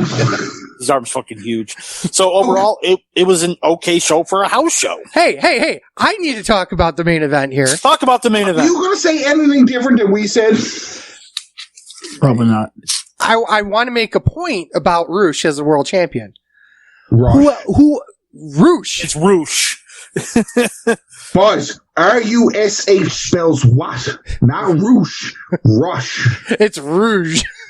Rouge. Rouge. It's the Moulin Rouge. R-O-U-G-H-E is not a fucking color. This guy's name is Rush. He's like Sonic. Did he say R-O-U-G-H-E? Yes, he did. That is Rouge. No, Rouge. it's R-O-U-G-E. Idiot. That's Rogue. Boys, I'm Canadian. We add H's and U's to everything. You fucking know the That is difference. also true. Shut up, eh? So Put here's it on, eh? Fucking Hey, Canucks. Sleazy, just go. I'm trying. Who else on their roster would be a convincing world champion? You've got Jay. Fuck Jay Briscoe. No, I, as much as I want to say fuck Jay Briscoe, he's not wrong. Jay Briscoe would be a more credible world champion. You I could said throw Jay that- Lethal, not Jay Briscoe. He but did. Okay. Jay Lethal's had it so long that I don't think he should touch that title for like 2 more I years. think Jonathan Gresham would make a good world champion. I think he's doing great with the pure title right Yes. Jonathan Gresham. So is do a I better too. champion That as title, they brought that title back just for him. now. Yeah, oh, absolutely they did. But here's the thing. You've got Dalton Castle as a former world champion. Mhm. You've got Jay Briscoe, which, like it or not, he is a multiple-time champion. Jay See Lethal. this? You see this? Jay Briscoe, I don't give two fucks. You ruined my 2013 Friday night just because you decided you were going to beat Kevin Steen when nobody would have fucking bet on you winning that cocksucking belt. I just want to point out, nobody has ever seen the footage of that because that went out on pay-per-view. It got cut before the finish. So it never happened. It only happened for the live people. The next Just day like of the show. Just like Super Card of Honor, we were there live, but you can't find it on Honor Club. Yep. That's it. Because it's still going on. That's right. It's still going on. So I've named 3 people for world champion. Okay? Who else? You could Shane Taylor? Yes. that. I was going to say Shane Could put Taylor. it on Mark Briscoe. I mean, yeah. You Been put there it on long Mark- enough. If you put But it on he'll be a Mark Briscoe, transitional champion. that's what I was going to say. You put it on Mark Briscoe. He's got that for till the next pay-per-view. Haha, chicken kung fu, one title, Vince.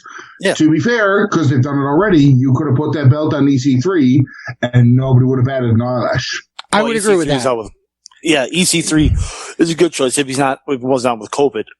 But yeah, no, But I think they really did keep it on Roosh because they got no one else right now. Yeah, and that was my point, is that there's not that many people that are credible contenders to the championship right now. You fucking named 3. What do you mean there's not that many? You named 3 There- without batting an eyelash. Yeah, but they're doing other things. Mm-hmm. Jay Briscoe, In theory, got fucked he over was- his match and could have easily been put in that main event as a triple threat match. We understand how easy You could have done the same thing with PCO, though. You could have absolutely done the same thing with PCO. He's also a Fuck former PCO. world champion. Oh, Matt Taven, He's busy with Mike Bennett. Mike Bennett. No. As we've He's learned, busy you with can Matt put a tag Taven. team. You can put a guy in a tag team in a singles title feud and still be able to rock the tag team, especially when you're taping 4 episodes a fucking week. Like when you do your run, you could do that. Ring of Honor has the availability to put the belt on more guys that you wouldn't expect, or a tag team guy that could be pushed because of how they tape everything. They And were also- taping it that way before COVID. Yeah, And that's also, true. do- Yeah. Going back to Sleazy when he said that when who was it, Gabe Sapolsky or Delirious said the Young Bucks, you don't need to draw. That's, I don't want to say it's technically true, but they're a broadcasting company that owns the company. They can put on any station they want. Yeah. So, I mean, Like, what is your goal with Ring of Honor? right. It's just, I mean, it's just filler for syndicated TV spots. and if that's the case, It's anybody could be cheaply the world made. champion. It's cheaply made, and it probably gets a decent rating. So, cheaply made, decent rating. They don't need draws. Here's the problem with I that. don't think they're I don't think they're there to make. I hate to say they're not there to make money because that's fucking stupid. But It's not, they no, don't. They don't. For me, as a guy need that to ran make a money. promotion for a long enough time, Buzz, they got a big TV deal. They got somebody paying for them. You don't need to worry about making money. And it's just personal preference on me. Like, when I was running shows here, my goal was never to make money. My goal was always to break even, because once you break even, you know you can have another show and do it again. So, like, to make money for Ring of Honor at this point, when you're already on a fucking TV station that is just hurting for footage, it don't matter if you make money.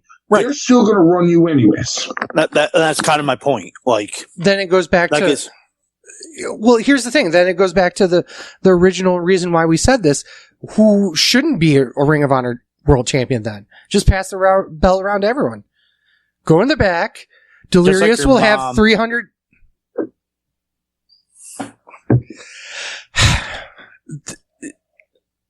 Go in the back.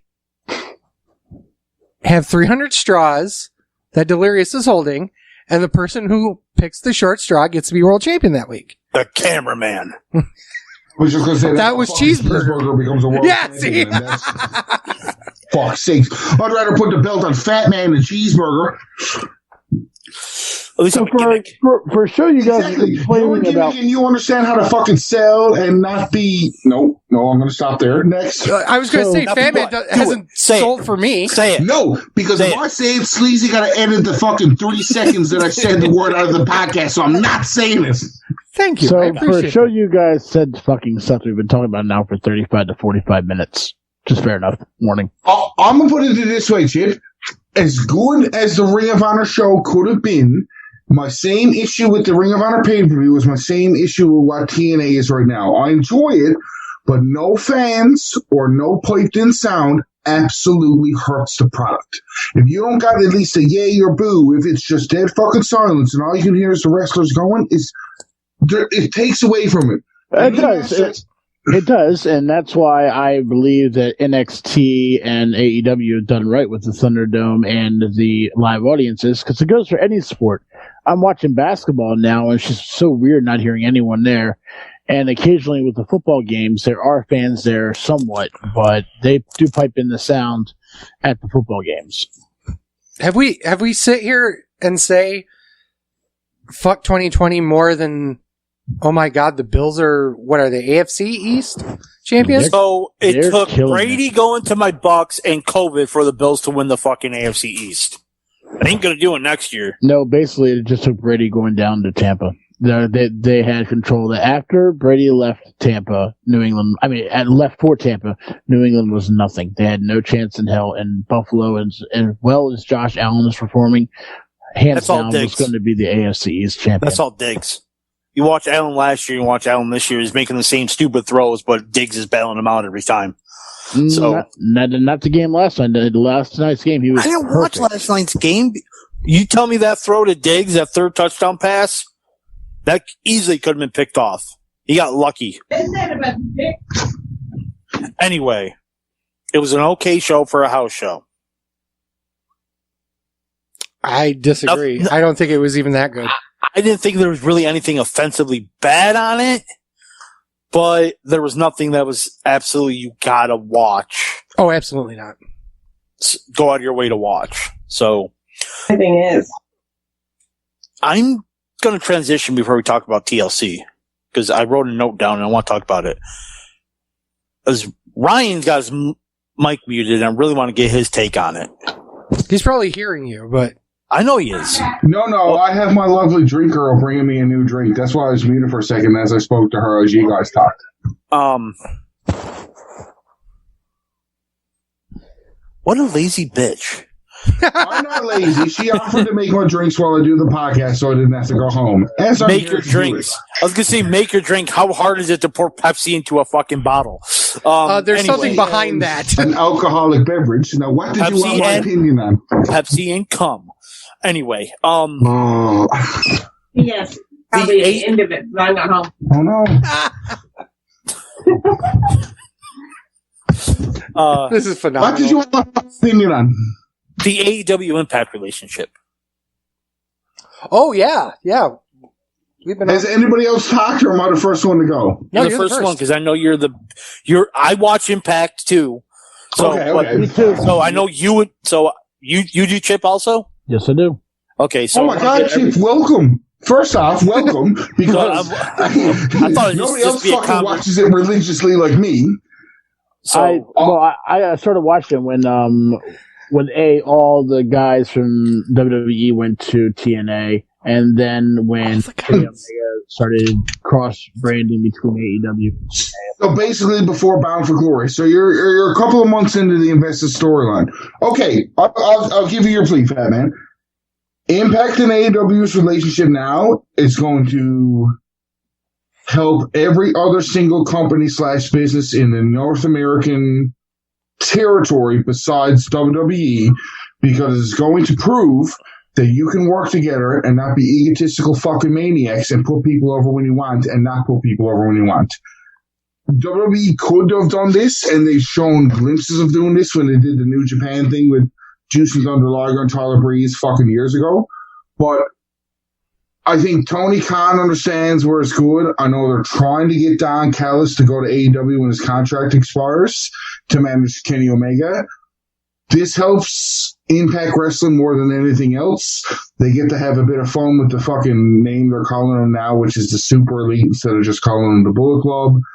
Kenny Omega, an AEW champion, gets to wrestle on an Impact pay-per-view, which makes it even better, and tops Taz versus Triple H, WWE versus ECW champion on SmackDown.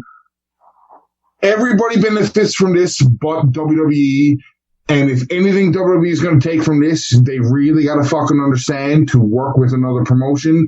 They were trying to do it with Evolve, but they just couldn't get past it.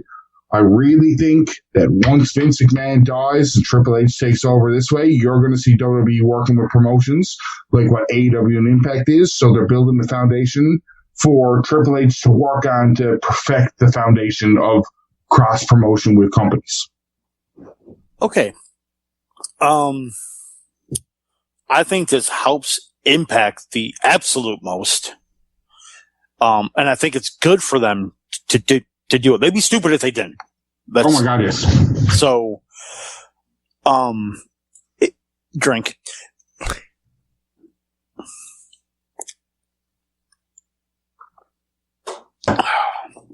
I wish Chip's camera was on so we can see him drink too, but we all drank at the same time then.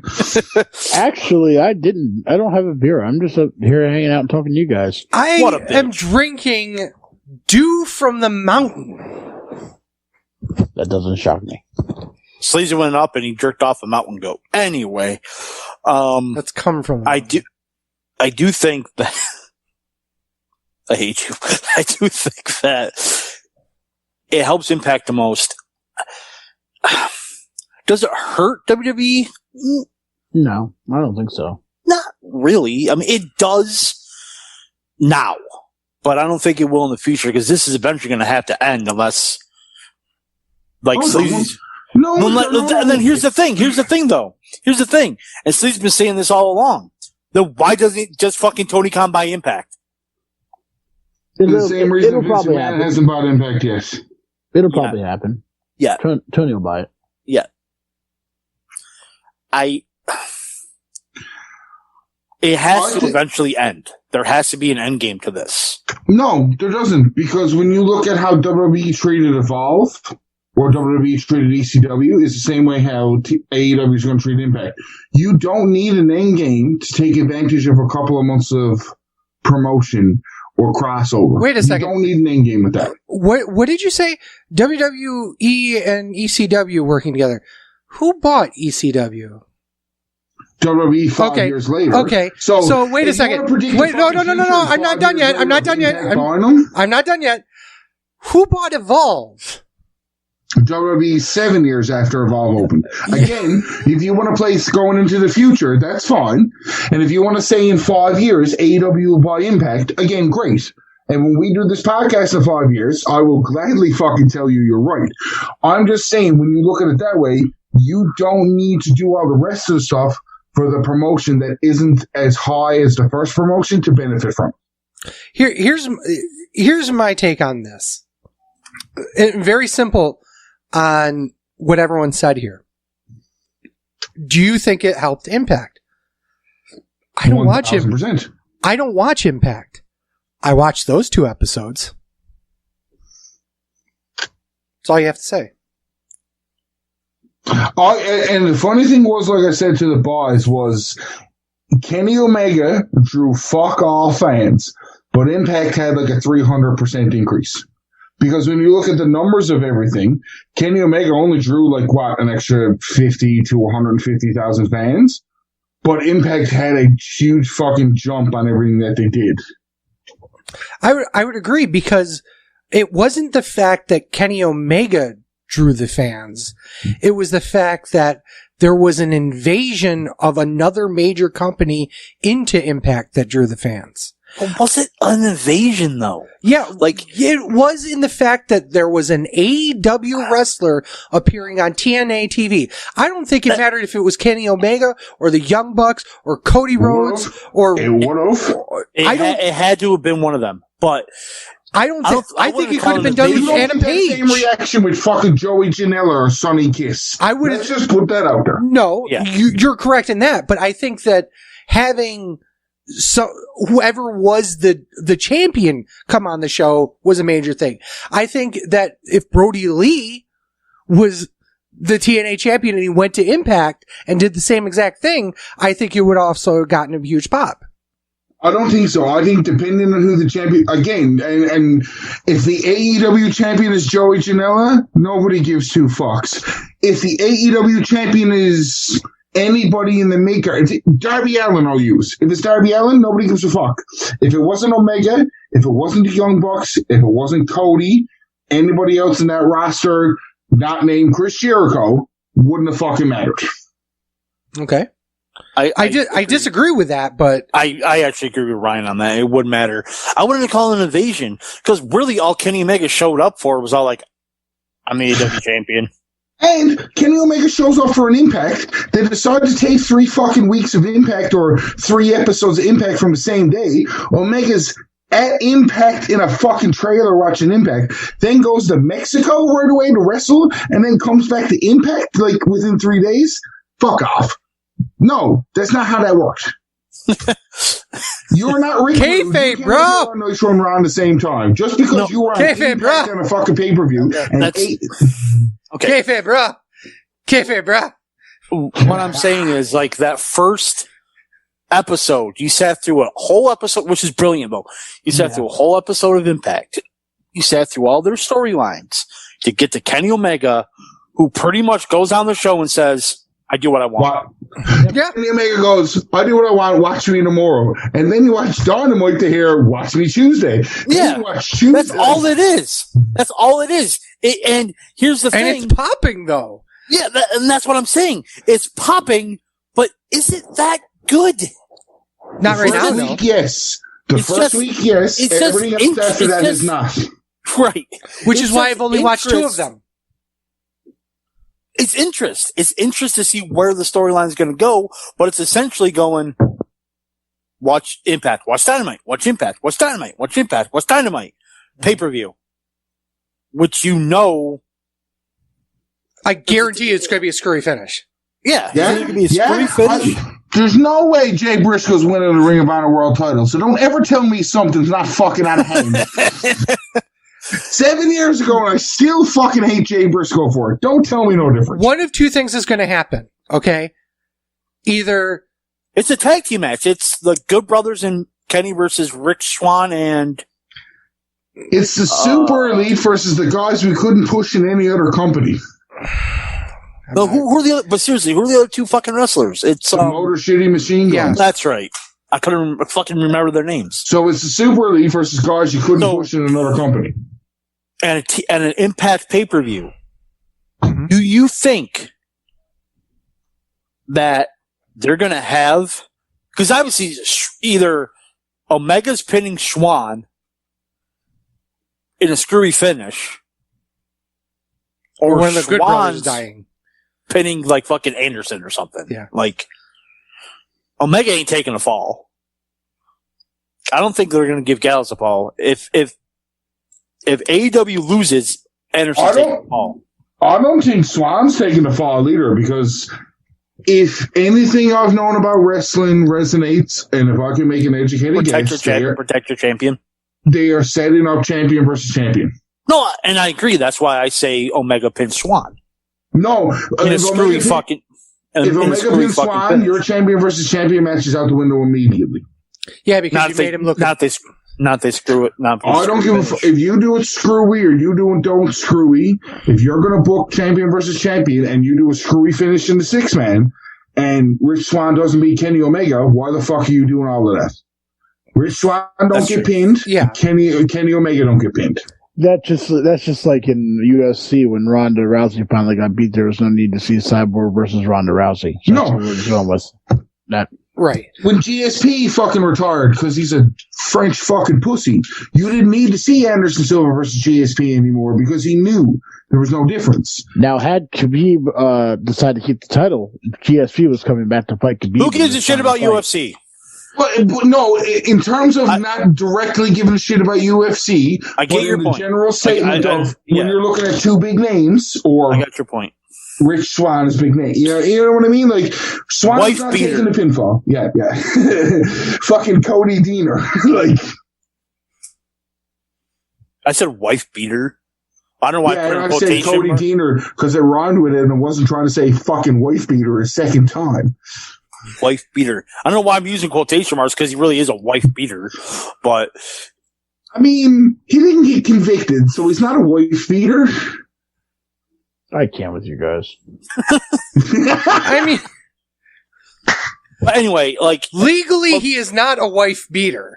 Thank you. In the legal sense, Jackson in a legal sense, but here we are, like pedophile, different. No, I think they're both the same thing. You're still being charged with rape. In that situation, it is. But we'll go back. We'll throw it back long enough to be like, AEW Impact's relationship together is going to be really good. I'm really excited to see where this leads overall and to see who gets kind of really big pushes out of this partnership. No, I'm just hoping AEW doesn't pull an AEW and fuck it up.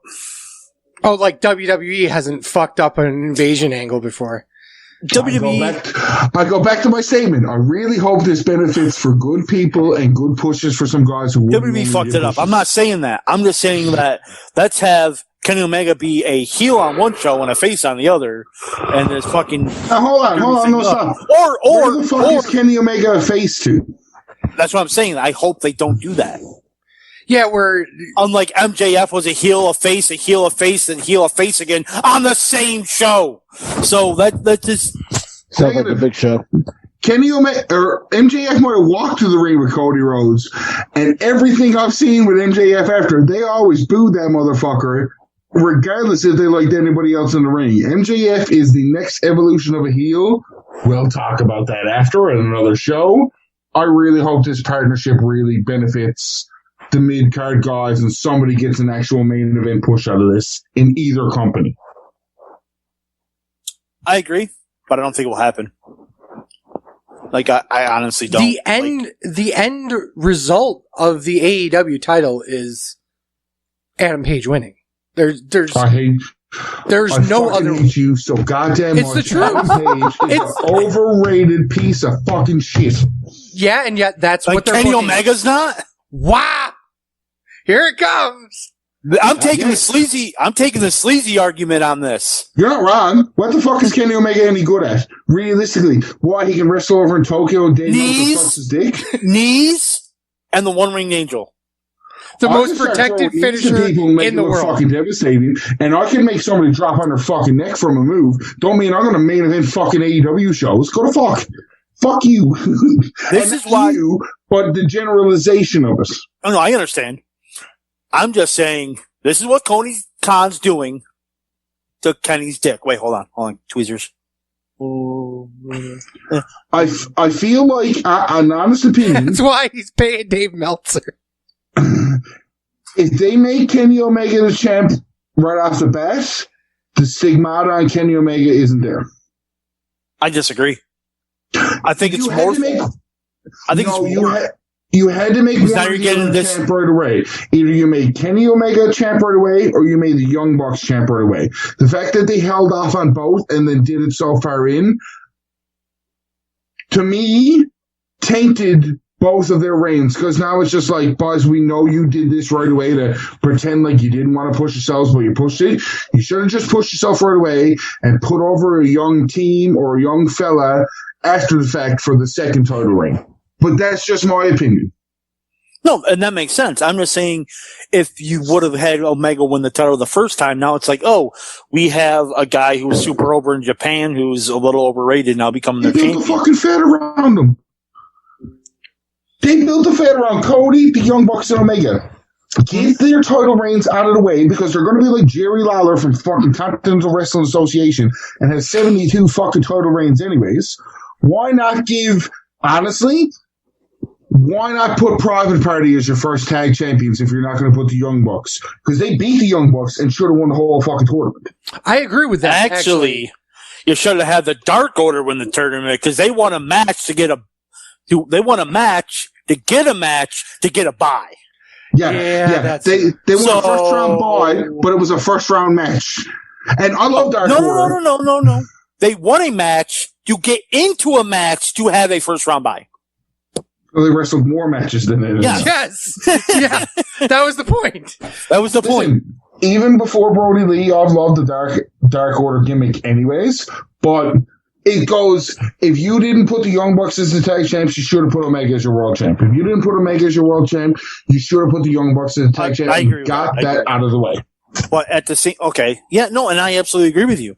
But like I said, there has to be an end game to this Impact. You can have Impact go over to AEW and AEW go over to Impact, but you need to have an end game. You had to say, okay, this is where we have to end to make.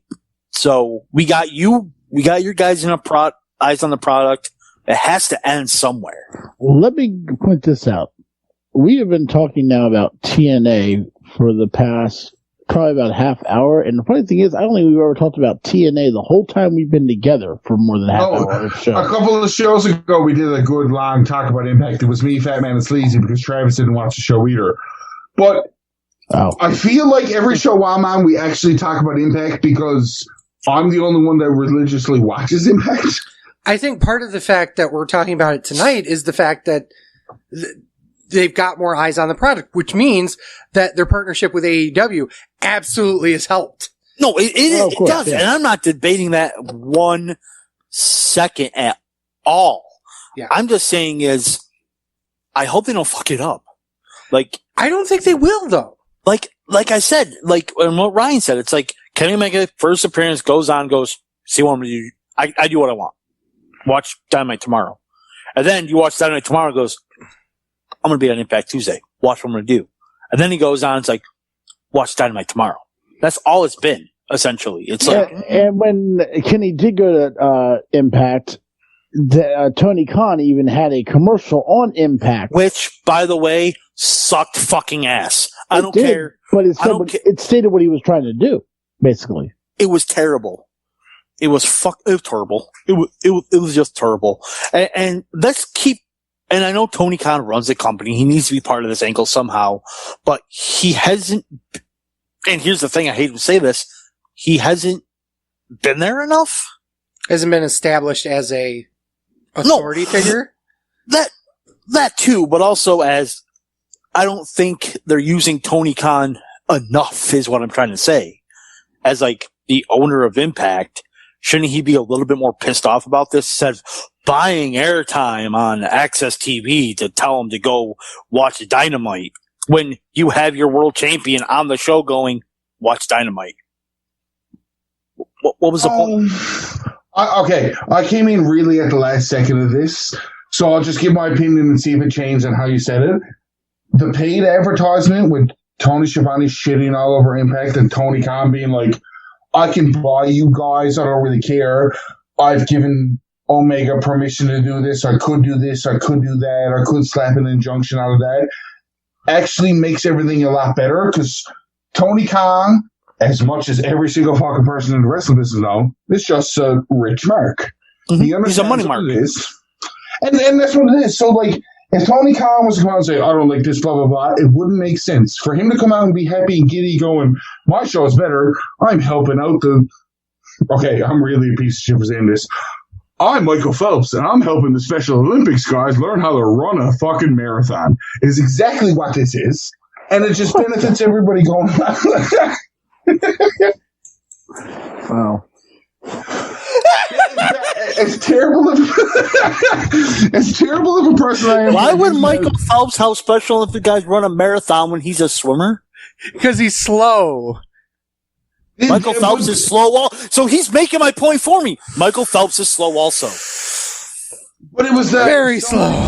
Somebody that's really good at something goes into another avenue of something. No, I get your analogy. I understand what you're saying. Like, but what I'm saying is, like, yeah, he goes on airtime and he's like, oh, you know, we'll tie this up in course, blah, blah, blah. We have a better product.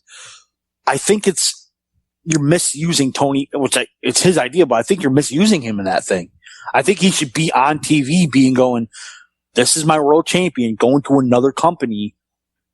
I don't like it. Instead of going, well, if you're not doing a big full out gang war shit, that's not going to work. Here's the other reason why that doesn't work. What they should be doing, instead of having one or two guys from essentially one guy, because the Good Brothers are in Impact, essentially one guy going over to Impact and going, Invasion. Well, here's my problem with that is you have to sit there and remember that that's how the entire Austin McMahon dynamic happened. You know, except it's on 2 shows versus 1. But I need you because you're the champion and you're making me money. So I can't punish you too much, but I can punish you enough. What about when Razor Ramon and Diesel, only 2 people, invaded WCW from WWE? WWE was smart enough in that instance to be like, they still use the Razor Diesel names because they knew they had the names, and as shitty as it was after for fake Razor and fake Diesel, and then they weren't working together. That's the other point too. That's true.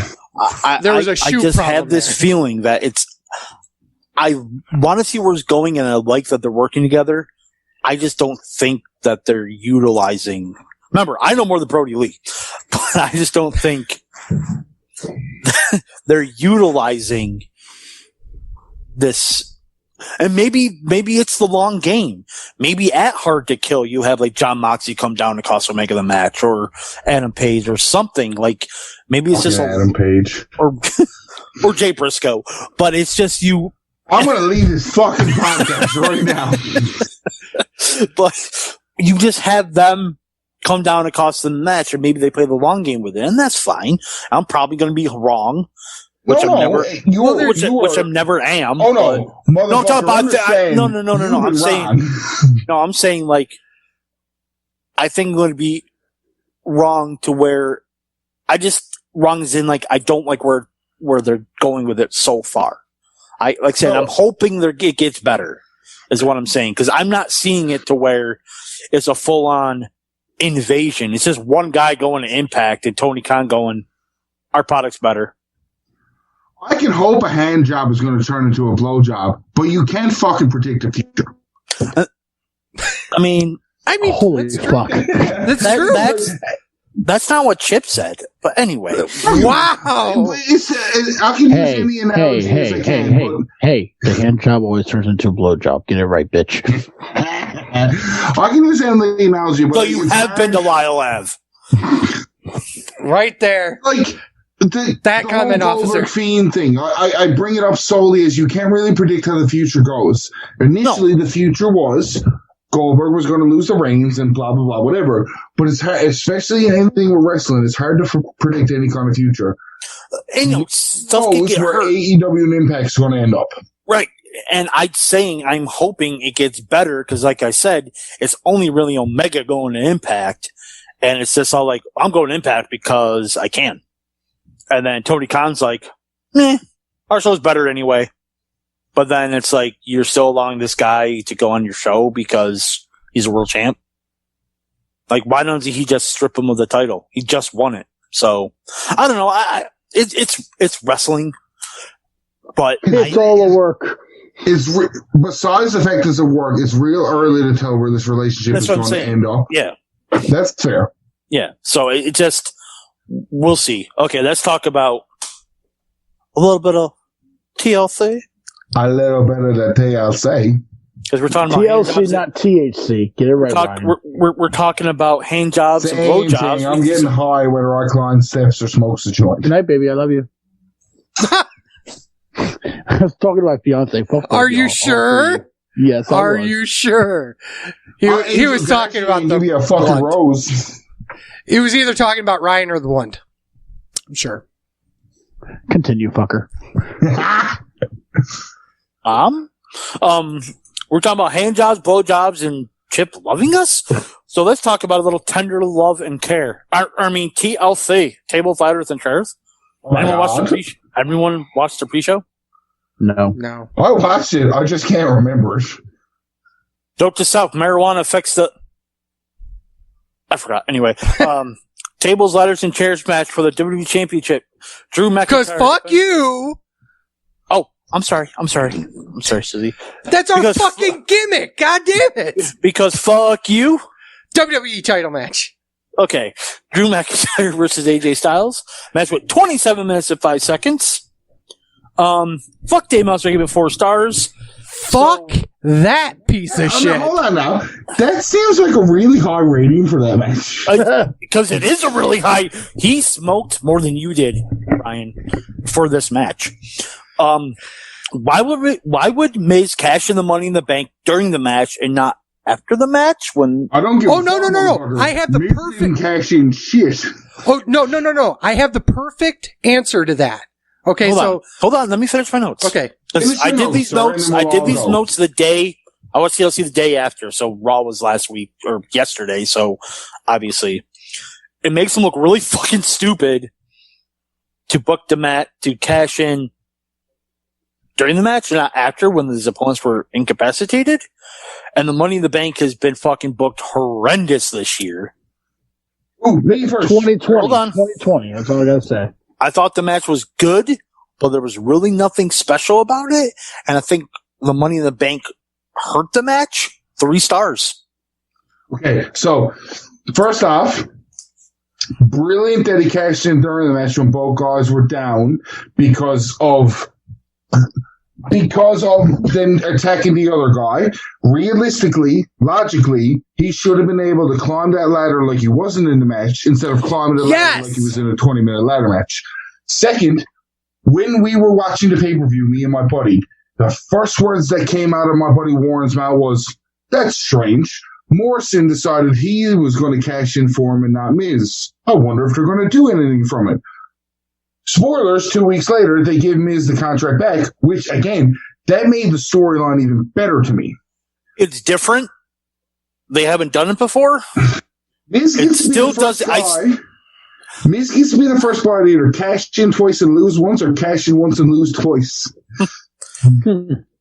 I still think it's stupid for him to cash in during the match. No, this is after the match. Wait a second. Here's the reason why he should have cashed in. It wasn't after the match. Absolutely not. It should have happened after Miz went up, grabbed the title, came back down, and then cashed it in. Oh, damn. Because here's the reason why. It's been canon that if you bring down the title, the first person that has the title that's in the match wins the match. He's not in the match yet. So, in theory, if he got knocked off the ladder and didn't grab the title, he's still got the Money in the Bank contract. He didn't have to cash it in until after he was guaranteed to have the title in his hand. So we're making the same point except different scenarios.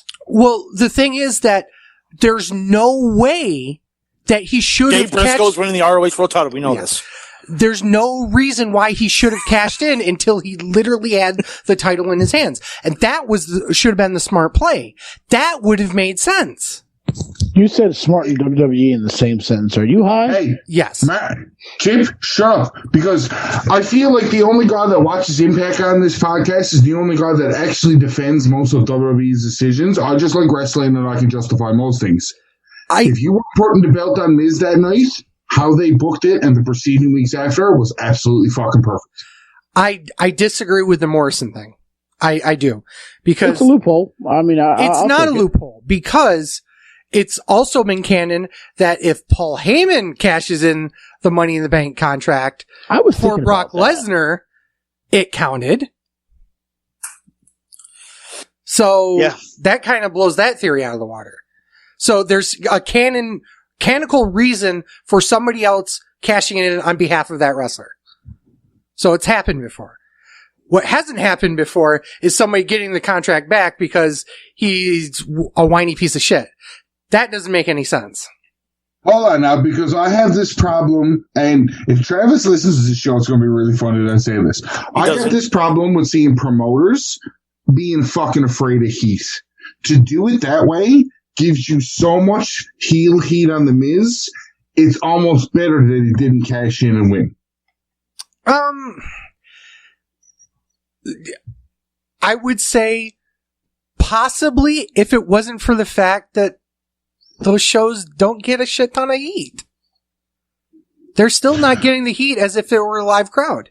I was going to say, there's no fans. Like, you have the fucking digital fans, but then you have, which aren't making noise. It's all piped in noise Yeah, anyway. it's all piped. It's like us sitting here watching the pay-per-view with our webcams on. We're not making the noise. They're piping in the noise. That's fine, but I find if you're piping in the noise, it's a lot better than how Impact the Ring of Honor been doing shows. No, I agree. Yeah. But your point is saying it's getting heat. Well, what's heat in COVID? We don't. There is no heat. We can make There's as no much. fucking feds in wrestling that at least giving you crowd sound for heat. So Right. like, What's Yeah, my WWE button says- piping in? I can make the biggest. I can make the 10-minute boo session from Roman Reigns after he beat the Undertaker by pressing a button. You know, that's the problem. Canned heat. So I understand what you're saying. If there was a live crowd, I get it, but there's no live crowd sound. So it's 6 to 1, half dozen to the other. Like, it doesn't matter. And I still think Miz cashing in during the match was the worst thing that could. no, logically it wasn't because the two of the guys should have been down. But again, You have a 7-foot tall asshole right there. That's also let me true. finish. First off, Miz didn't cash in. Second off, when Watching that pay-per-view live, you thought he cashed in. So let's talk about that. Yes. Yeah, So you thought he did. So why would he? Both guys were down. You know how my buddy, the first ones I was out were I got you. Morrison cashed in. I got you. But that's your buddy. The casual fan is thinking Miz is cashing in. So I did. Miz cashes in. Both guys are down. He's really looking at a 7-foot tall black guy. That's for the other person. Wait a What second. makes him think that he's not gonna stop him? There's two problems with that. Number one, if Miz didn't, it's like saying that I am committing fraud, okay, by passing a $20 bill. And I passed it to Fat Man, who paid for something and then gave me the item he purchased. Legally, I've passed that bill because I've traded it in. Additionally, if you look at it from the perspective of The Miz, if The Miz wasn't cashing in, why did he allow the announcer to say, Miz is cashing in the Money in the Bank ladder match, and then he runs up the ladder? Yeah. That makes no sense. And If I give you a counterfeit $20 bill and you pay Fat Man for weed, that's on you, not on me. I can be like, I didn't hand you the money. What are you talking about? that's not true. You'd be convicted for conspiracy. No, I guess it's weird in the States when you're all In America. fucked up. Welcome to the U.S. I can hand you a $20 bill, and whatever you decide to do with that $20 bill is your decision. If you buy $20 worth of drugs, and me and you do the drugs together, it's fine. If you buy $20 drugs and get busted, they're not busting me because I gave you $20. That's not true. If they can prove that you were a part of the sale, even through a third party, you'd be convicted. But you're not part of the sale. If you ask me for a loan of $20, that's not you being a part of a sale. Or that's not me being a part of a sale. If you ask for a loan of $20, whatever you're spending that money on. It's the same as if you were, Fat Man would know this more than even me, it's the same issue with alcohol in the States. Third party sales. So the other problem with all of this is that it's just got a problem too. the other problem, it completely ignores Miz and the Morrison. Or Miz and the Morrison. What the fuck is wrong? Morrison. Miz and Morrison. It's 9:10 already. We've been on this for over 2 hours now. Shock. If Miz and Morrison doesn't come down and they're both out, why isn't the big 7-foot black man going up, grabbing the title, and putting it on AJ? I don't think you can climb up that ladder. Too uncoordinated. I don't. Two Two steps. steps. I was just gonna say he needs to make 2 steps. That's it. Like I could do 2 steps. He'll be freaking out because he's afraid of heights. I've got yes. No, It's not. Yeah, there's so many flaws in it. I get where Ryan's coming from, and that's what Chip would be saying, not Ryan, but because Chip's a fucking Mark. But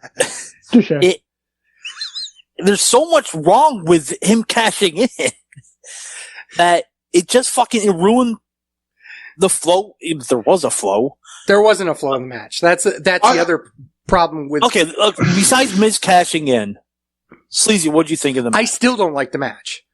I thought it was a great example of why TLC doesn't work in a non-heated match. They did the TLC match to do the TLC match and nothing more. This was not based upon some blood feud. This was not based upon some reason why they needed to do it. There was not interference. In fact, just the opposite happened. And the worst part is that the person that should have interfered didn't. The only thing he did was run off Miz and Morrison. Or not even Miz and Morrison, just Morrison. So I'll get back to your point when we talk about the other TLC match. Okay. You fucking Kevin we're a couple hours in, so like general consensus. I think that the Miz thing and how they booked it was brilliant. When you look at the future stuff, if we're just looking at it as a pay-per-view, I understand where you guys are coming from in terms of short-term selling term for a show. I just think in a longer scale of things, everything how it worked was great. But I totally 100% agree in short-term booking on just that show. You guys are right. That was stupid on how they did it. Okay. All right. What do you think of the match? Besides, I like the match. All right, Chip.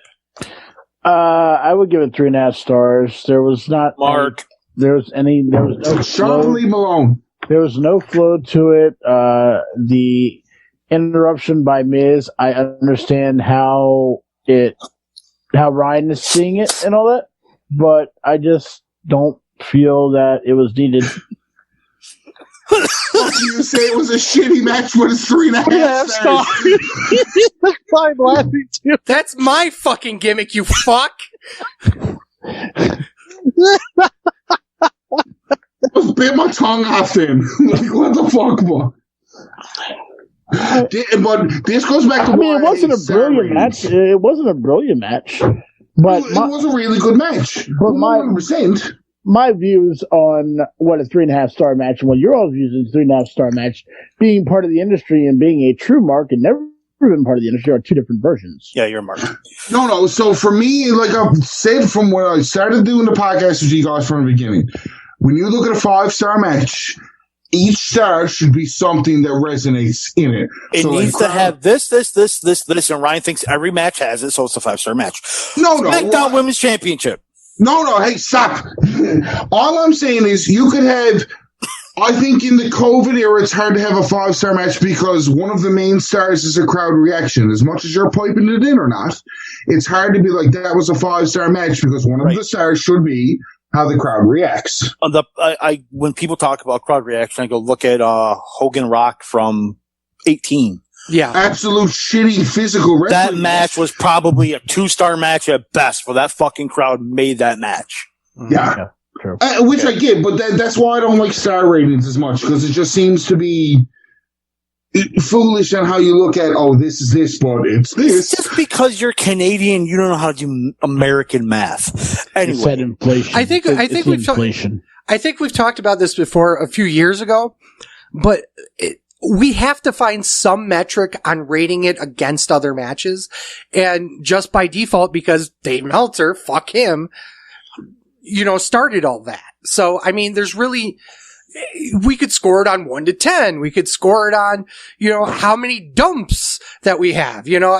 We could 2 comes in the air. Oh, this one's only 6 comes in the air.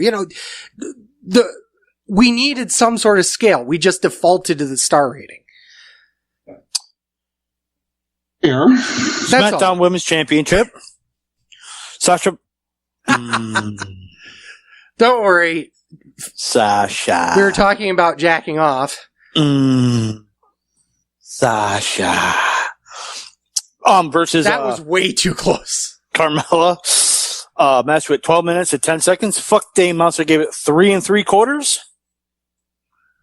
I don't like star ratings as much, but that sounds like a standard star rating for this match. I'm wrong. It wasn't a full-blown on 4-star match. It wasn't good for a house show 3-star match. They did really good. Carmella wrestled really well, and Sasha Banks got the win, who should have got the win in that match. I thought the match was great. Like I said, I gave it 3 3/4 stars also. Great match. Under 4 stars. A great match is a really good match is 3.5 stars. A great match is 3 3/4 between and 4.5, and fantastic is over. Learn how to fucking rate shit. Great match. Carmella's best fucking one-on-one match, I think. Oh, by far. And I think that's all with Sasha, because I'm the mark. But I thought there was great near falls at the end, and the right person did win. And confirm. Please, you're the women's wrestling enthusiast. I mean, I agree. I mean, this was far and away Carmella's best match, by far. Sasha did a lot of the work, but yeah. Here's the reality. It still takes 2 to tango. Even if you have a shitty fucking guy in the ring, or shitty fucking girl in this case, they gotta have some sort of basics involved. Otherwise, they're gonna be out of position, even when you're calling spots. So, you gotta give Carmella some credit for working better than she has been before. But to get her up to that level, yeah, it requires the skill of Sasha to bring her up to there. And I appreciate it. Yep. And the ratings the same too. I agree. 3 3/4. Definitely one of Carmella's best matches I've ever seen. She's come back strong since I last saw her wrestle, at least. Good to see it. Takes 2 to tango, like you all said. Sasha did a good job of helping her progress to that match. Did we just find a match we all agree on? Yes. Holy shit. Yeah. It was a women's match. That's Go 2020. Who saw that one on their 2020 bingo? Here, let me go into work and see if it froze over. All the jaded fucks agreed to one women's match is the same thing. Wow. Tag team championship, Including Meltzer. Yeah, Meltzer gave it What the fuck Dave Meltzer give it? Same as us. 3 3/4. Raw tag team championship. Yep. Well, we knew that. Raw Tag Team Championship, New Day defense against Hurt Business, match with 10 minutes even. Meltzer gave it 3 1/4. He's a fucking underrated piece of shit. Another great match, full of action. They did as much as they could with the time given, and I thought the right team won. 3 3/4 stars. Same. And for the same reasoning as well.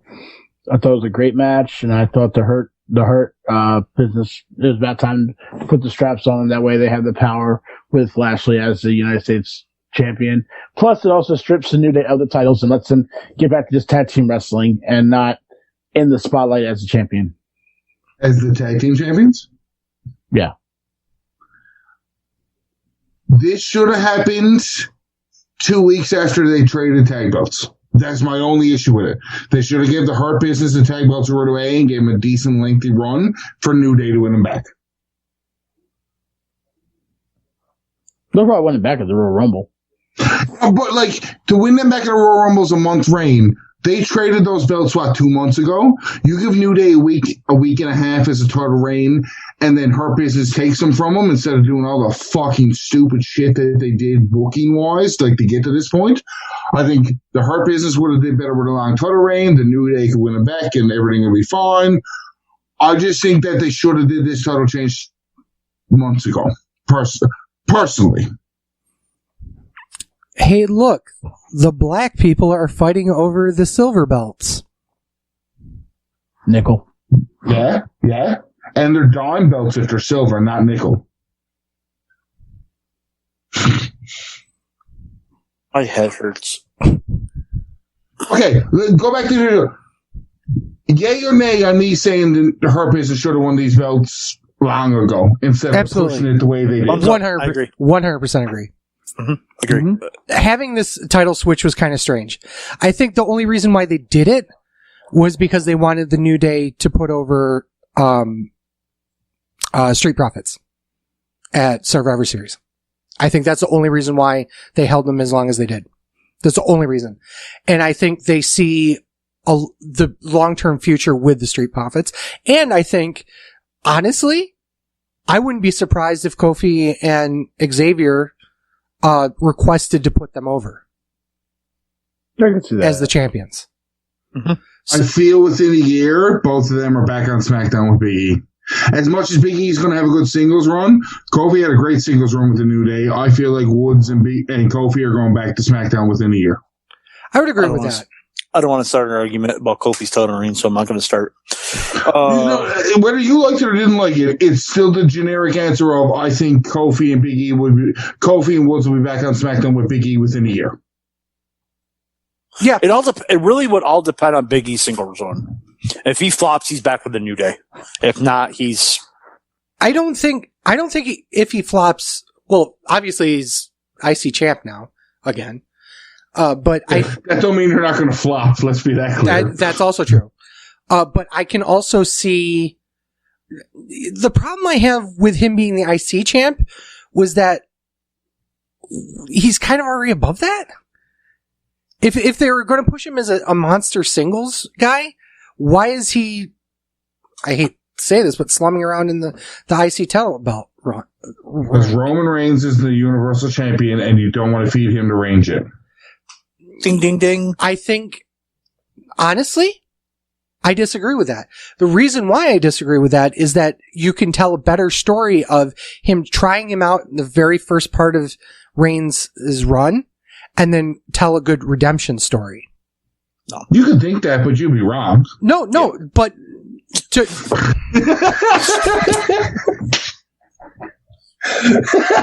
go fuck yourself. No, you had to give him the IC title again because you feed him the reins right away and did that stupid redemption story.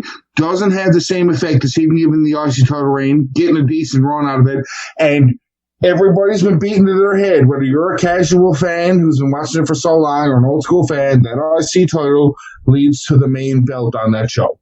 So ask Sami Zayn that. Yeah, or ask Nakamura that. Any IC belt holder in the last. They went opposite with Nakamura. They went world title picture and then IC title. Hard to defend that one.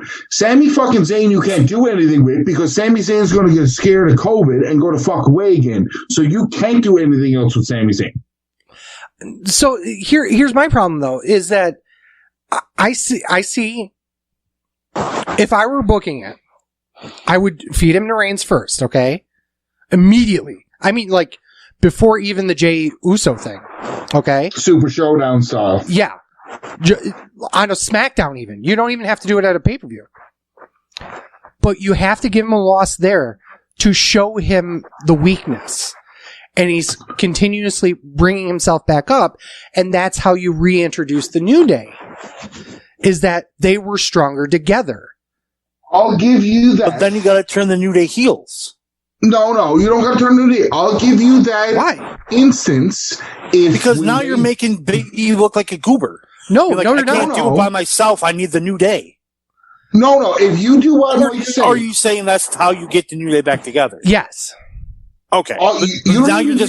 But then I agree with Ryan. Now you're just wasting Big E. You don't even have to get the New Day together on that point. Legitimately, if you do the draft, and then whenever Reigns comes back, because I don't think it was too long between the draft and when Reigns actually came back, but Reigns wins the belt, that fucking SmackDown, Big E's this single star on a push in the week before he wins a number one contenders match, fine, and you feed him the Reigns on the first fucking title defense he got, fine. If it's not the first title defense, do not feed Big E the Reigns. No, I push him as a star. I agree with that. You have to do it the very first time because you still have Roman being kind of a tweener, even though he. Chip, what are you doing? Are you jerking off over there? I think he is. Nope, I'm just sitting there. He's like, oh, Jey Uso. God damn it. Chip, Big E, yay or nay? To what scenario? As a world champion. Oh, I don't think he's strong enough to take it. No. So he's just never going to be. He's never going to break that glass ceiling. There's a lot of people that never break that glass ceiling. He is going to be one of them, and he is going to become one of them. He came in as a big powerhouse as Big E Langston, and then they put him with the New Day, and then they got him over and got him babyface for how many years? But then I'm not going to say he lost his intensity. But he lost his intensity. You're 100% correct in saying that. And as much as I love the New Day sucked a lot of big guy stuff out of Big E, regardless of. And now you're going to have him go right back to the way he was before the New Day. It's impossible. I just don't see him getting back to that level. I'm not even going to say he was even a main event WWE champion from the beginning. He was a lot more intense back then, and a lot more feared of a competitor. When he was with Dolph Ziggler as his manager and all that. But for the most part, I just don't see him being able to. Right now, definitely no way he can eclipse Roman Reigns. No way. They don't need him to. They don't need him to be Reigns right now. This goes on a debate of whether they should have did what they did with Big E earlier or not. You give him 6 months to the IC title reign. Next WrestleMania, Big E and Roman Reigns is the main event. If you don't feed Big E to Reigns right away, if you feed Big E to Reigns right away, he don't need the IC title reign. If you don't feed Big E to Reigns right away, he needs the IC title reign to level him up. Because he loses that belt, I don't see it being by pinfall. I see it a multi-man match or a situation where he doesn't need to be pinned to lose the belt. So does Big E win the Royal Rumble? No, not as IC champion. All right. You know who's going to win the Royal Rumble and who's going to beat Roman Reigns? Yeah, God damn it! You fucking stole my thunder. Who? Because Goldberg. I don't know. I'm gonna be the mark that I always am and do the off the wall prediction. The Rock comes back and puts him in his place. You want something else to throw? Here, I'll throw this.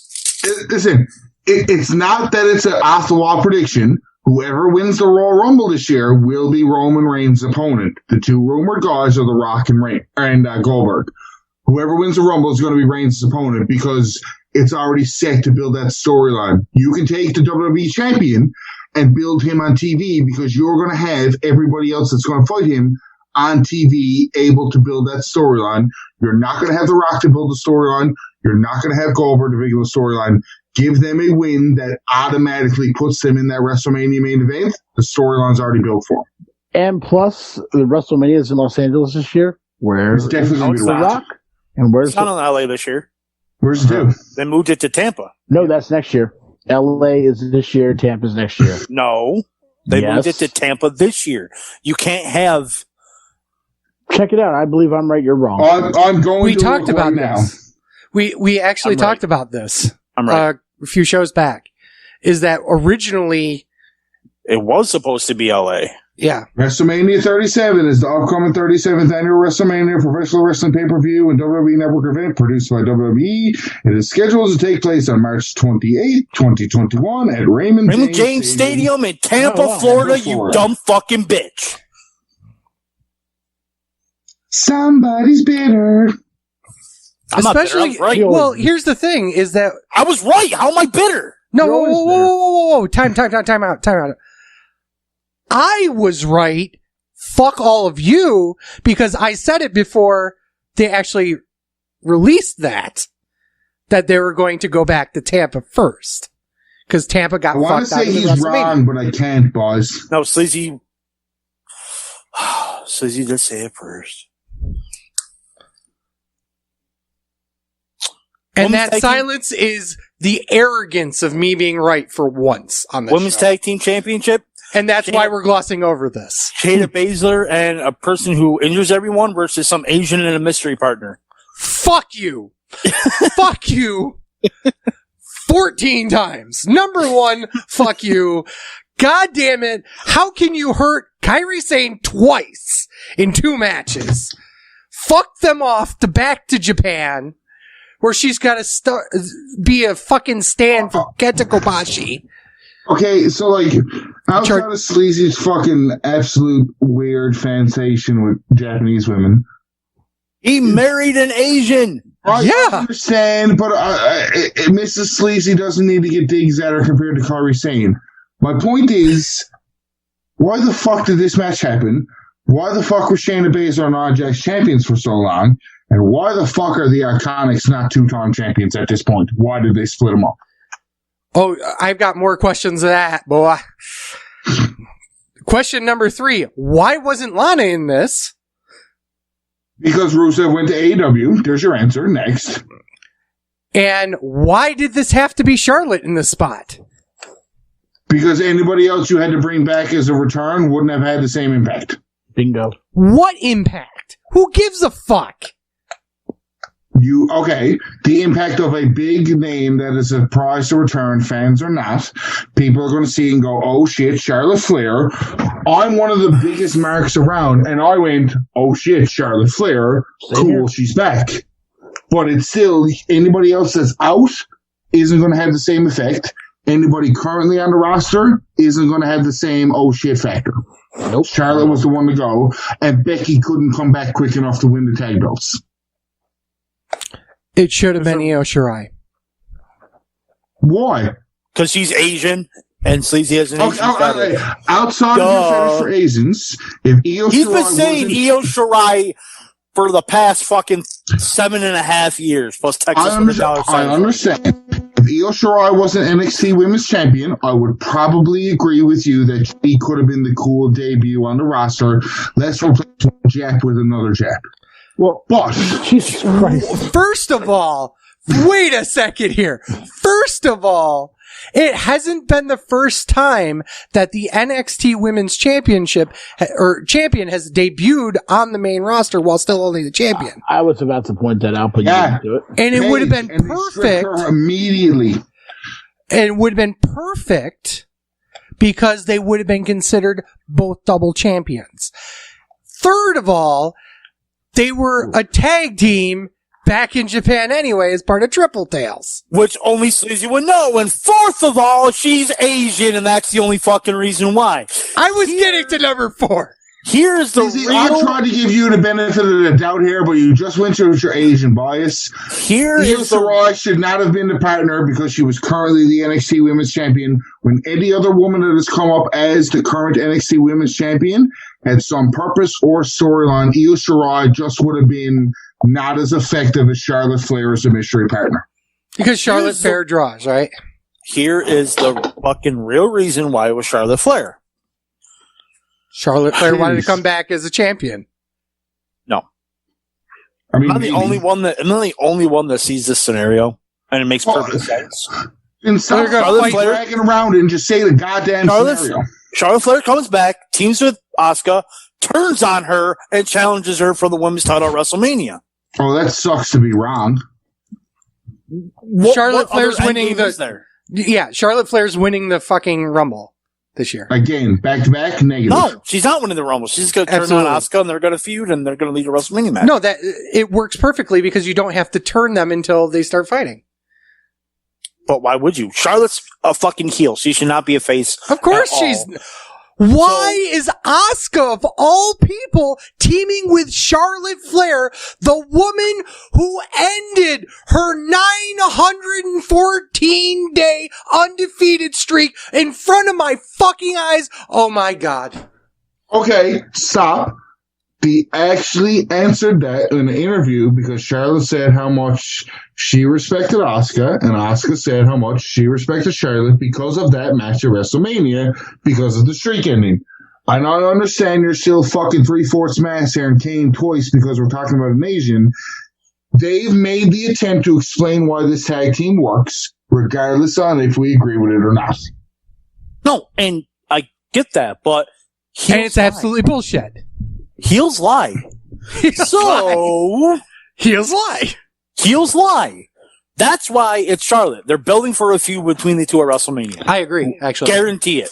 And I Charlotte don't ain't see winning the Rumble. Charlotte or And Asuka. Charlotte ain't winning the Rumble. Asuka's Charlotte holding or that title till Asuka will WrestleMania. not be in the Raw Women's Championship match at Asuka will WrestleMania. 100% be champion until WrestleMania. Negative. Actually, I see It's going to Asuka be- winning at WrestleMania. It's She going needs to be Becky Lynch and Ronda Rousey for some combination of Raw Women's title. No Charlotte, no Asuka. They don't need the title. I'm with Ryan on that. They don't need the title. There's only two scenarios. Chris Jericho and Chris Jericho and Shawn Michaels didn't need the title in 2008. They fucking No, put it they on them didn't. anyways. Because fucking WWE Creative. But they don't need WWE Creative. But they don't Thank need you. the title. They don't need it. They don't here's need it, but it's still going to be creative. There's really only two scenarios for the Women's Royal Rumble here. Charlotte's winning and challenging Asuka. Nope. Or Or Bailey's winning. Nope. Becky Lynch is winning Becky and Lynch is winning. challenging Asuka. Nope. That's the only two Asuka's scenarios. not in a women's title match at WrestleMania. It's Asuka not gonna happen. will lose the title to Ronda Rousey at the February pay-per-view. Because they love doing the title change at the February pay-per-view to fuck shit up. Sleazy's makes sense because obviously Becky gave the title to Asuka. Yeah. So Becky coming back. But I don't think that's happening. Becky, me and Chip versus the 2E at this point, and it's going to be funny in a couple of months to see if which side is right. Becky and Ronda Rousey for the Raw Women's Championship. It's not going to be Asuka. It's not going to be Charlotte Flair. They might still be tag champions. They're not going to be part of the Raw Women's title. Okay, match, so the singles. So let's make this a little more concise. To be Who do you actually, think Ryan that- may be right because they're not going to have two breakup angles within a 6-month period They're not. with tag team title with the women's tag team champions. Charlotte But it and is Asuka- WWE to do that. Yeah. But Well, here's the problem. What do you see as the two main women's title matches? Sasha Bailey 2, or whatever they want to call it. Sasha Bailey 3 for main 947. roster. no, 1.5. I don't think this could be Sasha Bailey again. No, you just fucking asked for my opinion, and halfway through you told me to shut up. I didn't tell you to shut up. I just don't think it's going to happen again. I think it's going to be Sasha Bailey, and I think it's going to be Becky and Ronda as the two main singles. And women's Asuka title and Charlotte feuds. are going to be tag team champions. Defending the tag belts against whoever. What about Charlotte versus Bailey for the SmackDown title, and then Ronda versus? Because Charlotte's I on don't, Raw. I don't see him hot shotting the tag Unless belts Charlotte again. wins the women's title. Or Charlotte wins the Rumble. If she wins I the don't think Rumble, she Charlotte's has winning a the Rumble choice. back-to-back years. But if she does, she has the option to choose which title Yeah. competitor she. But- I don't think Charlotte's winning the Rumble back-to-back years. The only reason I'm not saying Sasha's winning the Rumble because she's currently the champion. It's Sasha or Bailey winning the Rumble because they are one of the 2 4-horse women left that haven't won the Rumble left. The only other That's person true. I could see winning that Rumble is Carmella. That's interesting, but I don't think they'd do it. You know who they could do it with? And Io Shirai! No, Shut up. I love that, but Baszler? Peyton Royce. Wouldn't I that be a... almost want to hang up this call right now. I know. It is a terrible fucking idea, but I wouldn't be surprised if they did it. Because Side note, they should have never split up the fucking Iconics. 100% agree there. But they see something in Peyton. About right here.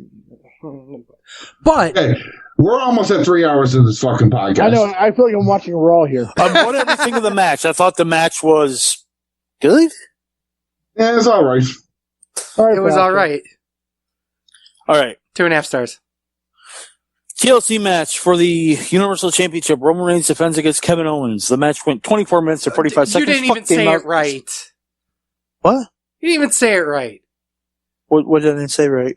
Kevin Owens defends against Roman Reigns and Jey Uso. Outside of Owens, For one, defender in this how is match. Owens defending it? And two, He's defending his pride, man. His Jey Uso pride. wasn't technically in the match. So, TLC match for the Universal Championship. Roman Reigns defends against Kevin Owens. Shut the fuck up. Match with 24 minutes and 45 seconds. 28 must give it 4.5 stars. I'm wrong. Fantastic match. Both men worked their asses off. Owens' best match performance in WWE so far. And Sleazy, you're a bitch. Let me tell you how many times you're wrong. 17. I told you I was I was wrong. going to go 6, but He did say he was wrong. Let's get that clear. okay, yeah, I will give him that. I agreed with Meltzer, so I'm wrong. I actually agree with Meltzer too. So, I do have a couple of small problems with the match. Yeah, you needed Jay in there. A couple problems. My problem is you had to find a way to kill Kevin Owens because that was the point of the match, is that he was going to fight until he couldn't fight anymore. The problem ends up being is that that's kind of how the Hell in a Cell match ended. In the respect of you had to choke a guy out to win. So you're telling me it's the Singh brother interfering and then Jinder Mahal hitting the Colossus and winning Yeah. every match. Yeah. And I hope this doesn't continue to happen, but I fucking love when heels cheat or use other people to win. Maybe it's just me, but that's How what dare the heels- bad guys cheat? how dare How dare the bad guys do bad guy shit? How dare Weren't you a they? huge heel for a while? I don't like that heel. That's not the heel I like. I like this heel. So this heel should get the push over this heel because I like this heel better than that heel. Fucking Mark.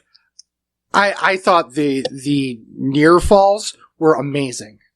I thought every moment that it looked like Kevin was actually going for the title was really well done, and it was very suspenseful, unlike the other one. But the other thing was that we obviously didn't know about the whole how they were going to finish the main event, but it was almost a laughable moment that both titles were on the show in spots that they probably shouldn't have been. This was in the dead spot Yeah. Why? because We the way know the why. show ended. We know why now, but when Because you're coming right to It it, literally wasn't the dead spot. The main event was the dead spot. I like that. That's pretty wonderful. But yeah, amazing match. Absolutely the best match Owens has had on the main roster in a long time. Probably since Cena. Yeah, I think. I was in Zayn, not Cena. Since Cena. His matches with Cena were better than Zayn. Yeah, they were. But you're right, His though. matches with Cena were better than Zayn on NXT. His matches with Zayn were on par, if not better than Cena's main roster matches. You were saying I've been wrong the whole night. You are 100% fucking wrong on this one. 100%. His matches with Cena were good. His matches with Zayn were one-sided because they were supposed to be in NXT. They had Right. competitive matches on the main I'm not roster. talking about the matches with NXT. You The said matches- it! You No, said but- his matches on NXT were better. Go back and because listen of to the blah, show. blah, blah. My exact words were the matches with Zayn in NXT were not as good as the matches with Cena in WWE in terms of main roster. The matches with Zayn on the main roster were better than the matches with Cena on the main roster. No, they weren't. I disagree with that. No, they weren't. That's fine. You guys can be kind of wrong. We're not even kind of wrong. You're fucking... Can You're Canadian fucking I just want to. biased here. If is you fucking rank showing. every Kevin Owens match up to that point between Cena, Zayn at NXT, and Zayn at WWE main roster, the best rated match and the best match he had, was I with wanna Cena say- Money in the Bank. Yeah. negative. I want to say Payback. Positive. I want to say Payback is a name, but him and Zayn had a way better Battleground. match. Battleground? Was it Maybe? Battleground? I think it was. It was a Battleground. weird name for a pay-per-view. That match with Zayn was better than anything else he had done at that point. No. Again, I'll put it this way, personal opinion, but that match with Zayn at, if you're right on Battleground, it was a weird name, was better than any other match he had at that point under the WWE NXT umbrella. Nope. match Okay. I've seen in Money in the Bank was the best match he had until this. I respect how wrong you are. But I just want to make a quick aside. What do you have in your hand that's orange?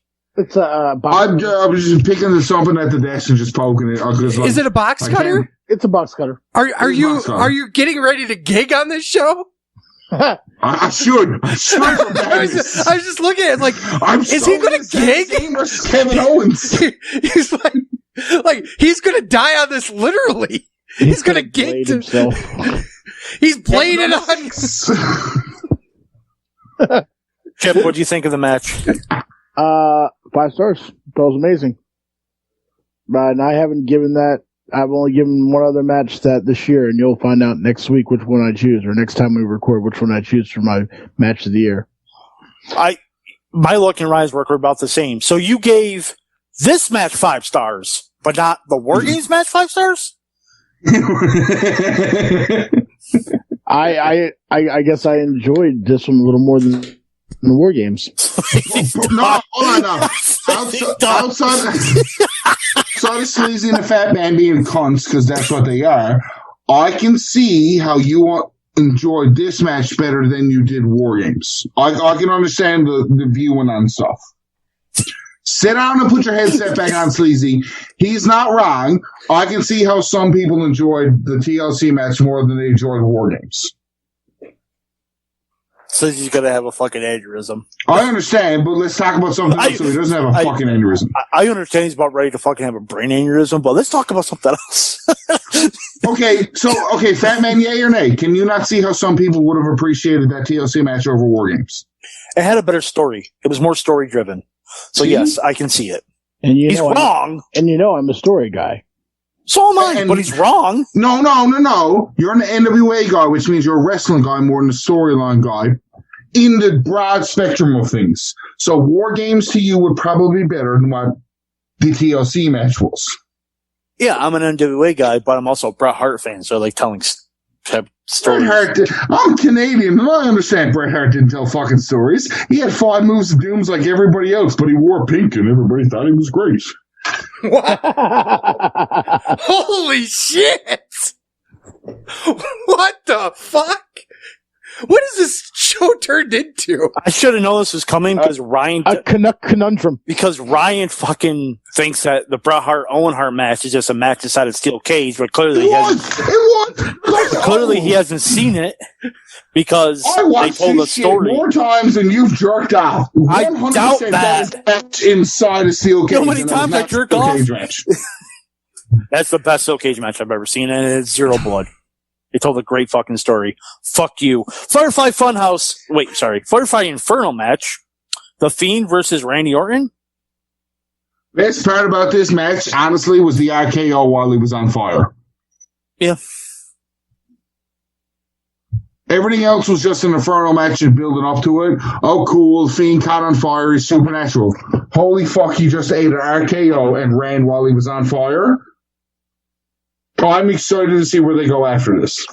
I thought this was going to be a complete cinematic match, and it wasn't. So That's what shocked me out of this. When they rang the bell, I'm like, wait, what? They must be going out and then finishing a cinematic. Why? apparently it was taped earlier in the day, so it was a pre-tape. Oh My my only god! no, hold on. My only question with that I'm not is- saying because of it being cinematic. I'm just saying, as a general sense, they taped it earlier in the day so that they could edit it out better. That match was not taped in the middle of the day. The ending and in the chair being lit on fire had to be taped on the end of the day. That's what I meant. Yes. Okay, because I was going to say, when I watched those spots, the crowd looked different.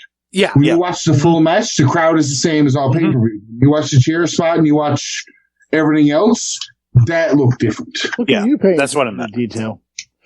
yeah. And A legitimately, Firefly Inferno match, Chip, I had to pay somewhat attention to detail. And again, and tell me I'm wrong, and you will be wrong if I'm wrong, the best wrong. RKO in the history of wrestling is him RKOing the Fiend on fire. Wrong. what you're going to say, Rollins, This is right? RKO to Evan Bourne. Number 3 is RKO to Seth Rollins.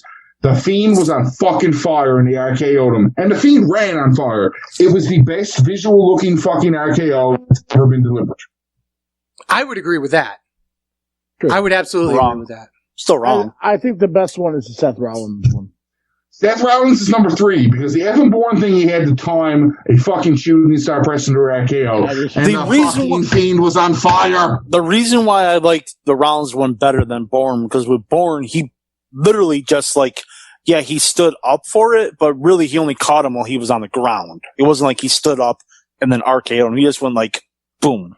But the Rollins one, The Rollins, It's puts him up in cool. the air I like will a gladly hockey stick. exchange RKO 2 and 3 for you. Nothing tops the Fiend being on fucking fire getting RKO. The visual of that blows both of them out of the water. yeah, the One visual. The more actual, yeah, but that's the thing, is that part of the reason why what's the difference between that and Rollins? Fire! Exactly. Well, that and the fact, the athleticism between the two. There's no athleticism to the Seth Rollins one. He stood up and Rollins got to hop up. Fucking fire. Have you tried that? Fucking fire. You do it. You do it. Post a video on Facebook. I don't need to do the jump. I just need to deliver the You gotta RKO. you gotta do the jump. Even if you do that, it takes a certain set of talent to actually be able to get that type of height that he got. And that's pretty Yeah. good. So From high, a it's visually, ridiculous. 100%. It's still the 3rd best RKO in history. I give it the second best. I still think the Fiend one's better. There. And again, on fire RKO, best one ever. I have no problems arguing Evan Bourne and Seth Rollins in the RKOs being 2 and 3. You'll never top somebody being on fucking fire. I have to agree with that. And then now you'll see every fucking indie mark try to do a fucking RKO. Well, no, around Well, it's funny. here's the other problem with this. I don't know what started all this fucking shit, but when you have Randy Orton having a gimmicked match, did you notice that? When he pulled the match out for the spot He was to this drop. long on red. Well, that's because they put a special chemical on it to make the match burn longer. It was a gimmicked match. Are we that fucking insane that we have to gimmick a fucking strike on botch match to make sure it worked? Yes. Hey, you know what I'm like to defend WWE, so the easiest way I can put this to you, Sleazy, is yes, you would gimmick the match for television or viewing purposes to soak in those extra couple of seconds of looking at the match before he decides to drop the match. Yo, Use a lighter. bro, you need the gimmicks, bro. Don't- you need the gimmick match in the gimmick match, bro. You can say as much Whoa. stupid things as you want. I was hoping somebody would say that. Way for a gimmick stuff. You have- Again, You don't a understand. regular match, it burns. If they But- do a regular match in that video in but- that scene, and it burns Love how out he's too being quick, so technical Buck. about this. Buck, it was literally Well, only what's for the wrong? joke. You want me to be You an didn't idiot get the about it? joke. No. Ryan, You get the it was joke. only for the joke. You need They- the gimmick match in the gimmick match, bro. Oh, I got the joke. You fucking thought it But was- now stand he's right over explaining it. how you Ignore need to it. have a fucking. God damn it! You Canadians ruin everything. Negative. I just thought the joke was fucking stupid. That's all I did. Because you're I a Vince 100% Russo I 100% wanted to defend that because I think it was a cool ending to a fucking pay per view. Oh, absolutely. I think it was a really It different. was ending not a for- cool ending. It was a hot ending. Ooh, they got a lot of heat out of it. Yes, they did. I can't hear you now. I took my headphones out. Dad joke. Fucking on fire, man. Just on fire. You gotta really have the sizzle reel for all of this, though. I'll fucking sizzle your steak. I'll butter your bread. I've sneezed. What the fuck? Wait, where were we going with this? The match. Okay, let's be honest here. It was a strange match. Yeah, There was a lot of weird shit in it. yeah. I don't want to rate this, and I know I didn't rate it. I feel Meltzer like didn't rate it either. he didn't. Okay, No. I feel like that the moments in the match were cool. the chair going on fire. That was amazing. The gimmick of him getting on fire obviously was great. And him, for the third time this year, because fuck 2020, a guy was murdered live on pay-per-view. So, why not? You know? The best thing about that match probably wasn't even the match, was probably a day or two later when Randy Orton on Twitter said, "You probably shouldn't trust my opinions on things because I just burned a guy alive, but The Mandalorian's really cool. You should watch it." Oh my God. Phenomenal. That comment, that Twitter post, 6 stars. The match, I'm not going to rate. But it was cool. Hot. Steamy. Was it steamy? Steamy. Are we promoting a porno? Guilty, I'd call it. Steamy. So, I liked what they did. And that's all I can say. I love how Chip's the one's like, man, we're going on 3 hours here. I'm like, you have not been on the show long. Yeah. It's been a while since I've been Our back. last show literally had to be had- cut in half. John, last episode, pulling Eric Bischoff and talk for fucking 9 hours. Oh, and then he left shortly after me making a stupid female comment. I remember that.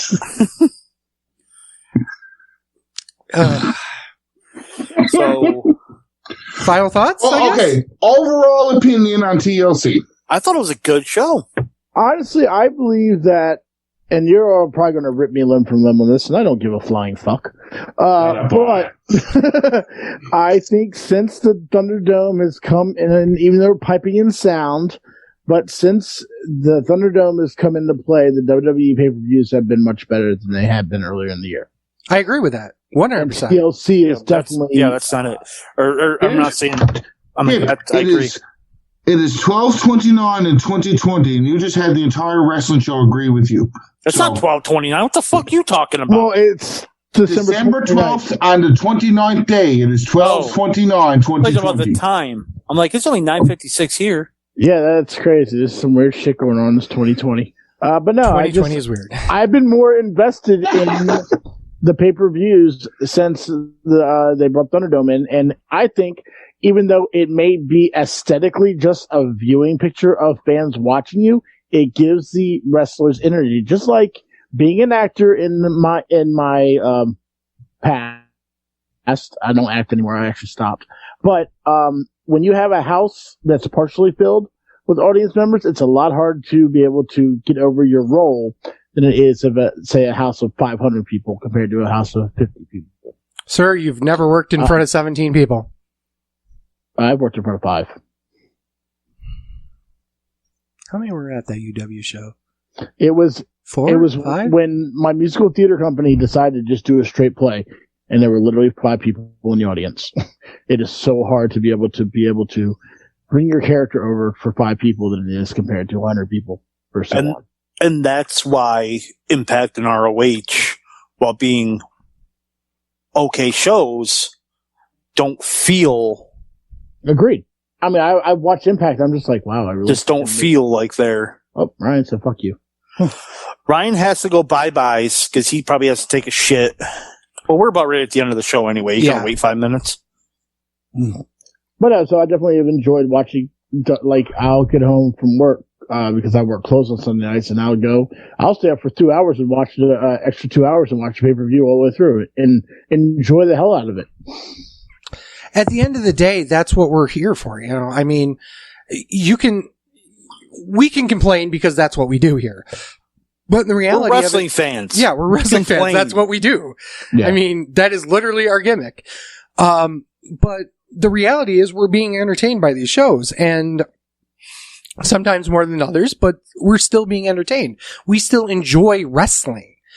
And I think that not having fans there is hurting the entertainment value of the wrestling. And bring down the quality of the wrestling easily. Yes. I think it's almost a feedback loop in that respect, because it's bringing down the quality of wrestling because there's no fans. And because there's no fans, the wrestlers aren't trying hard enough, or they're not getting the adrenaline rush as much as they used to. You know, they're not doing as much because there's nobody there. and it's just keep going down, down, down. And I give the WWE credit because before the Thunderdome came around, before they had people at Raw and NXT and all that, they really tried the hardest, but they couldn't get any momentum going with there being no crowd there. I agree. I 100% agree. I feel like that we're at the stage right now that we've got 6 more months of this, maybe 4. Depends on how the ramping of the vaccines get out there. Well, according to I don't live in Maryland anymore, but I do see that there is still a live event supposedly scheduled for March 3rd in Fairfax, Virginia. So, yeah, that's not happening. Oh, no, I know it's not happening. I'm sure. I haven't been to work since March 13th in D.C., so I definitely know that. I do want to say, I didn't bring this up 3 hours ago, sorry. But I think one of the biggest things that was robbed of Brody Lee was being able to debut in AEW in Rochester. And we would have went there. And we would have been there. And he talked about that on Chris Jericho's podcast. He was robbed of that moment. Yeah. But I think that COVID right now, we're at the point where we're coming up from the deep end of it. And I feel like that once we start seeing more live shows again and more people are vaccinated and we really got a handle on this stuff, that things will be different in 2021 in terms of professional wrestling. I'm not so sure that they're going to completely get rid of the virtual fan experience. No, and I think it's going to be more towards the back end of 2021. But no, I think when Travis was on, he talked about that. He goes, I'm not sure. Like maybe they'll do house shows like that, to where they just set up at a place and just have people do the Thunderdome, and that's their house show. Like they buy tickets virtually and they do the house show, and they'll tour Raw, SmackDown, and the pay-per-views. But house shows will be virtual. And the best part about that is that means it doesn't matter what the fuck they do over Skype or whatever or Zoom, because who's going to see it? Other fans and the fucking workers. Or they just tape everything then, or they just go back to taping everything. And here's a show from the Thunderdome between this guy and this guy on a DVD set or something like that, never before seen. The irony is that they always did that. I don't know why they didn't do more of that at the beginning of the pandemic, because they could have easily done a shit ton of, well, a year ago we taped this match at a house show in Athens, Georgia, and they could have. Or hell, brought back old FCW tapes.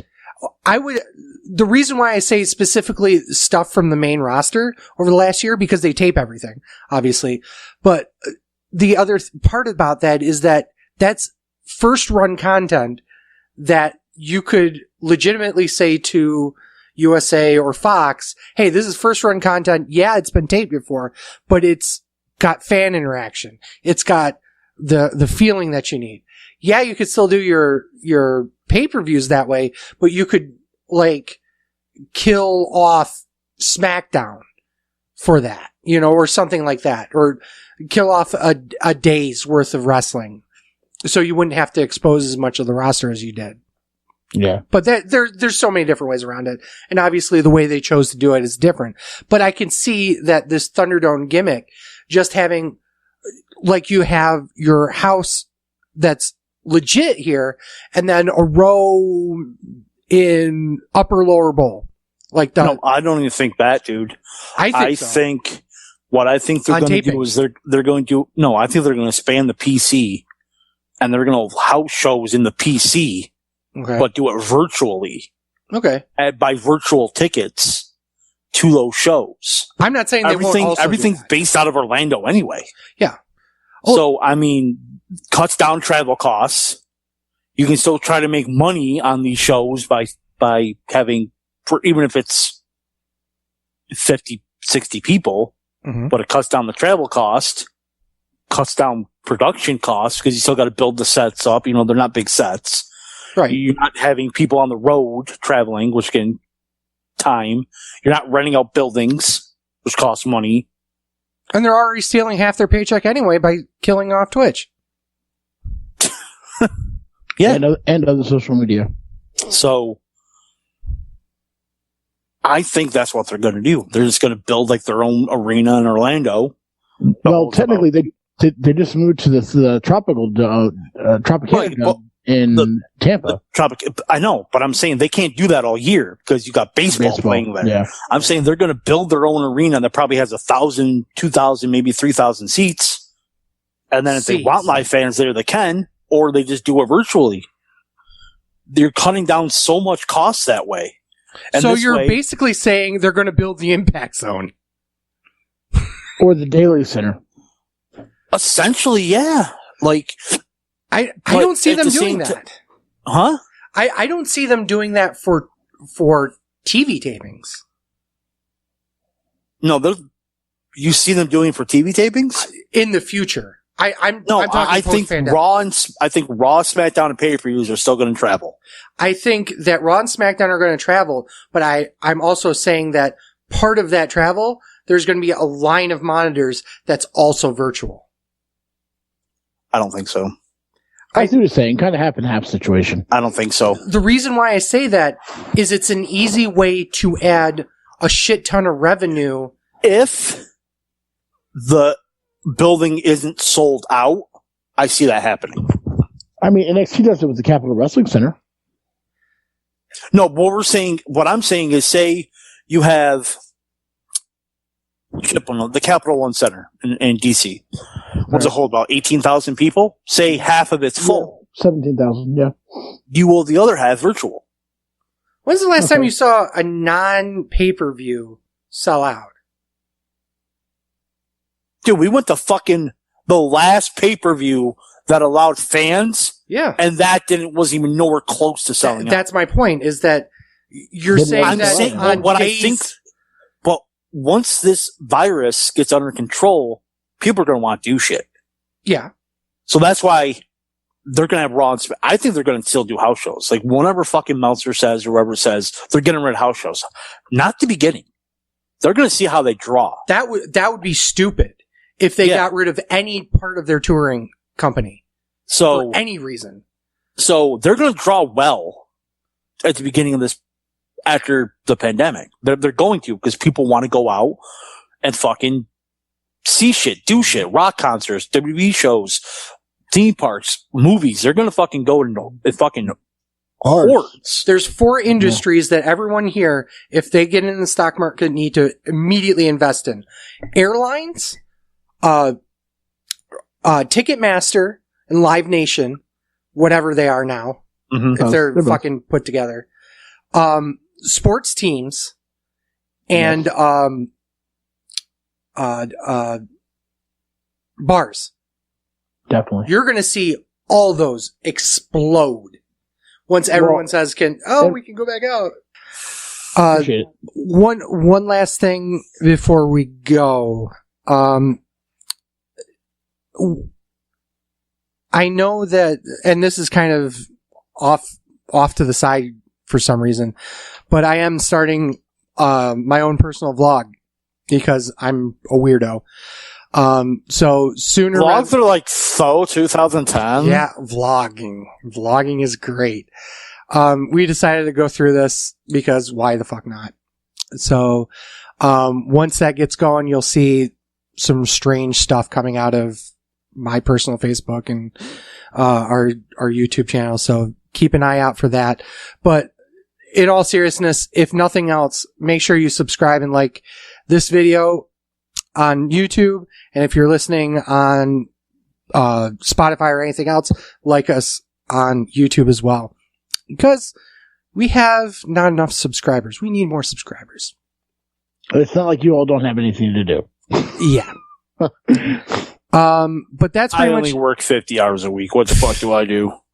I was working 40, and then I took a week off. Huh. Must be nice. Yeah, that's what happens with government jobs. My girlfriend has a government job, and she's still working right now. I get 20 vacation days, 14 sick days. I start getting sick days. Yeah, because of the law changing. That's literally the only reason. Well, as a small business, I'm shocked that we're actually getting sick days. Because he had to. Well, we just joined. Oh, they had to? Mm-hmm. The law changed so that they I had to didn't know have that. paid sick days. Well, the way that they were explaining is like, oh, we didn't have to do this, but we're doing it free. Also, those You fuckers. lying sacks of shit. We joined the union, so we definitely got covered way well on that. Yeah. Even so, when I change, we'll talk about that later. Because I just want to get the show done because we've legitimately been on for 3.5 hours now. Yep. But like I said, check us out on social media at Sleazy Fatman is the show. On Twitter, I'm at TWS Sleazy, spouting shit. Fatman's at TWS Fatman. Chip is whatever his long number fucking shit is. Sports Guru 728, followed by the last 4 digits of his social. There you go. Check us out on Facebook. Check us out on Instagram at Sleazy Fatman. But thank you, Chip, for coming on. Always pleasure. And of course, for Sleazy, For the Fat Man. this is the wrestling show. Thank you guys so much for listening. Peace.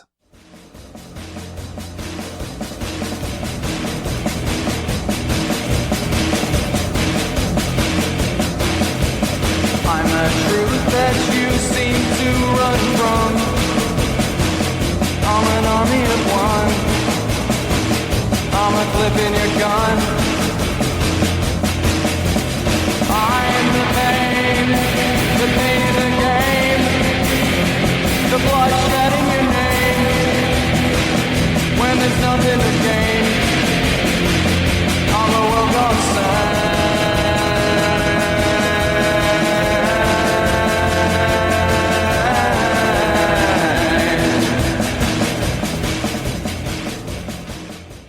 The preceding presentation has been brought to you by the Gear Network.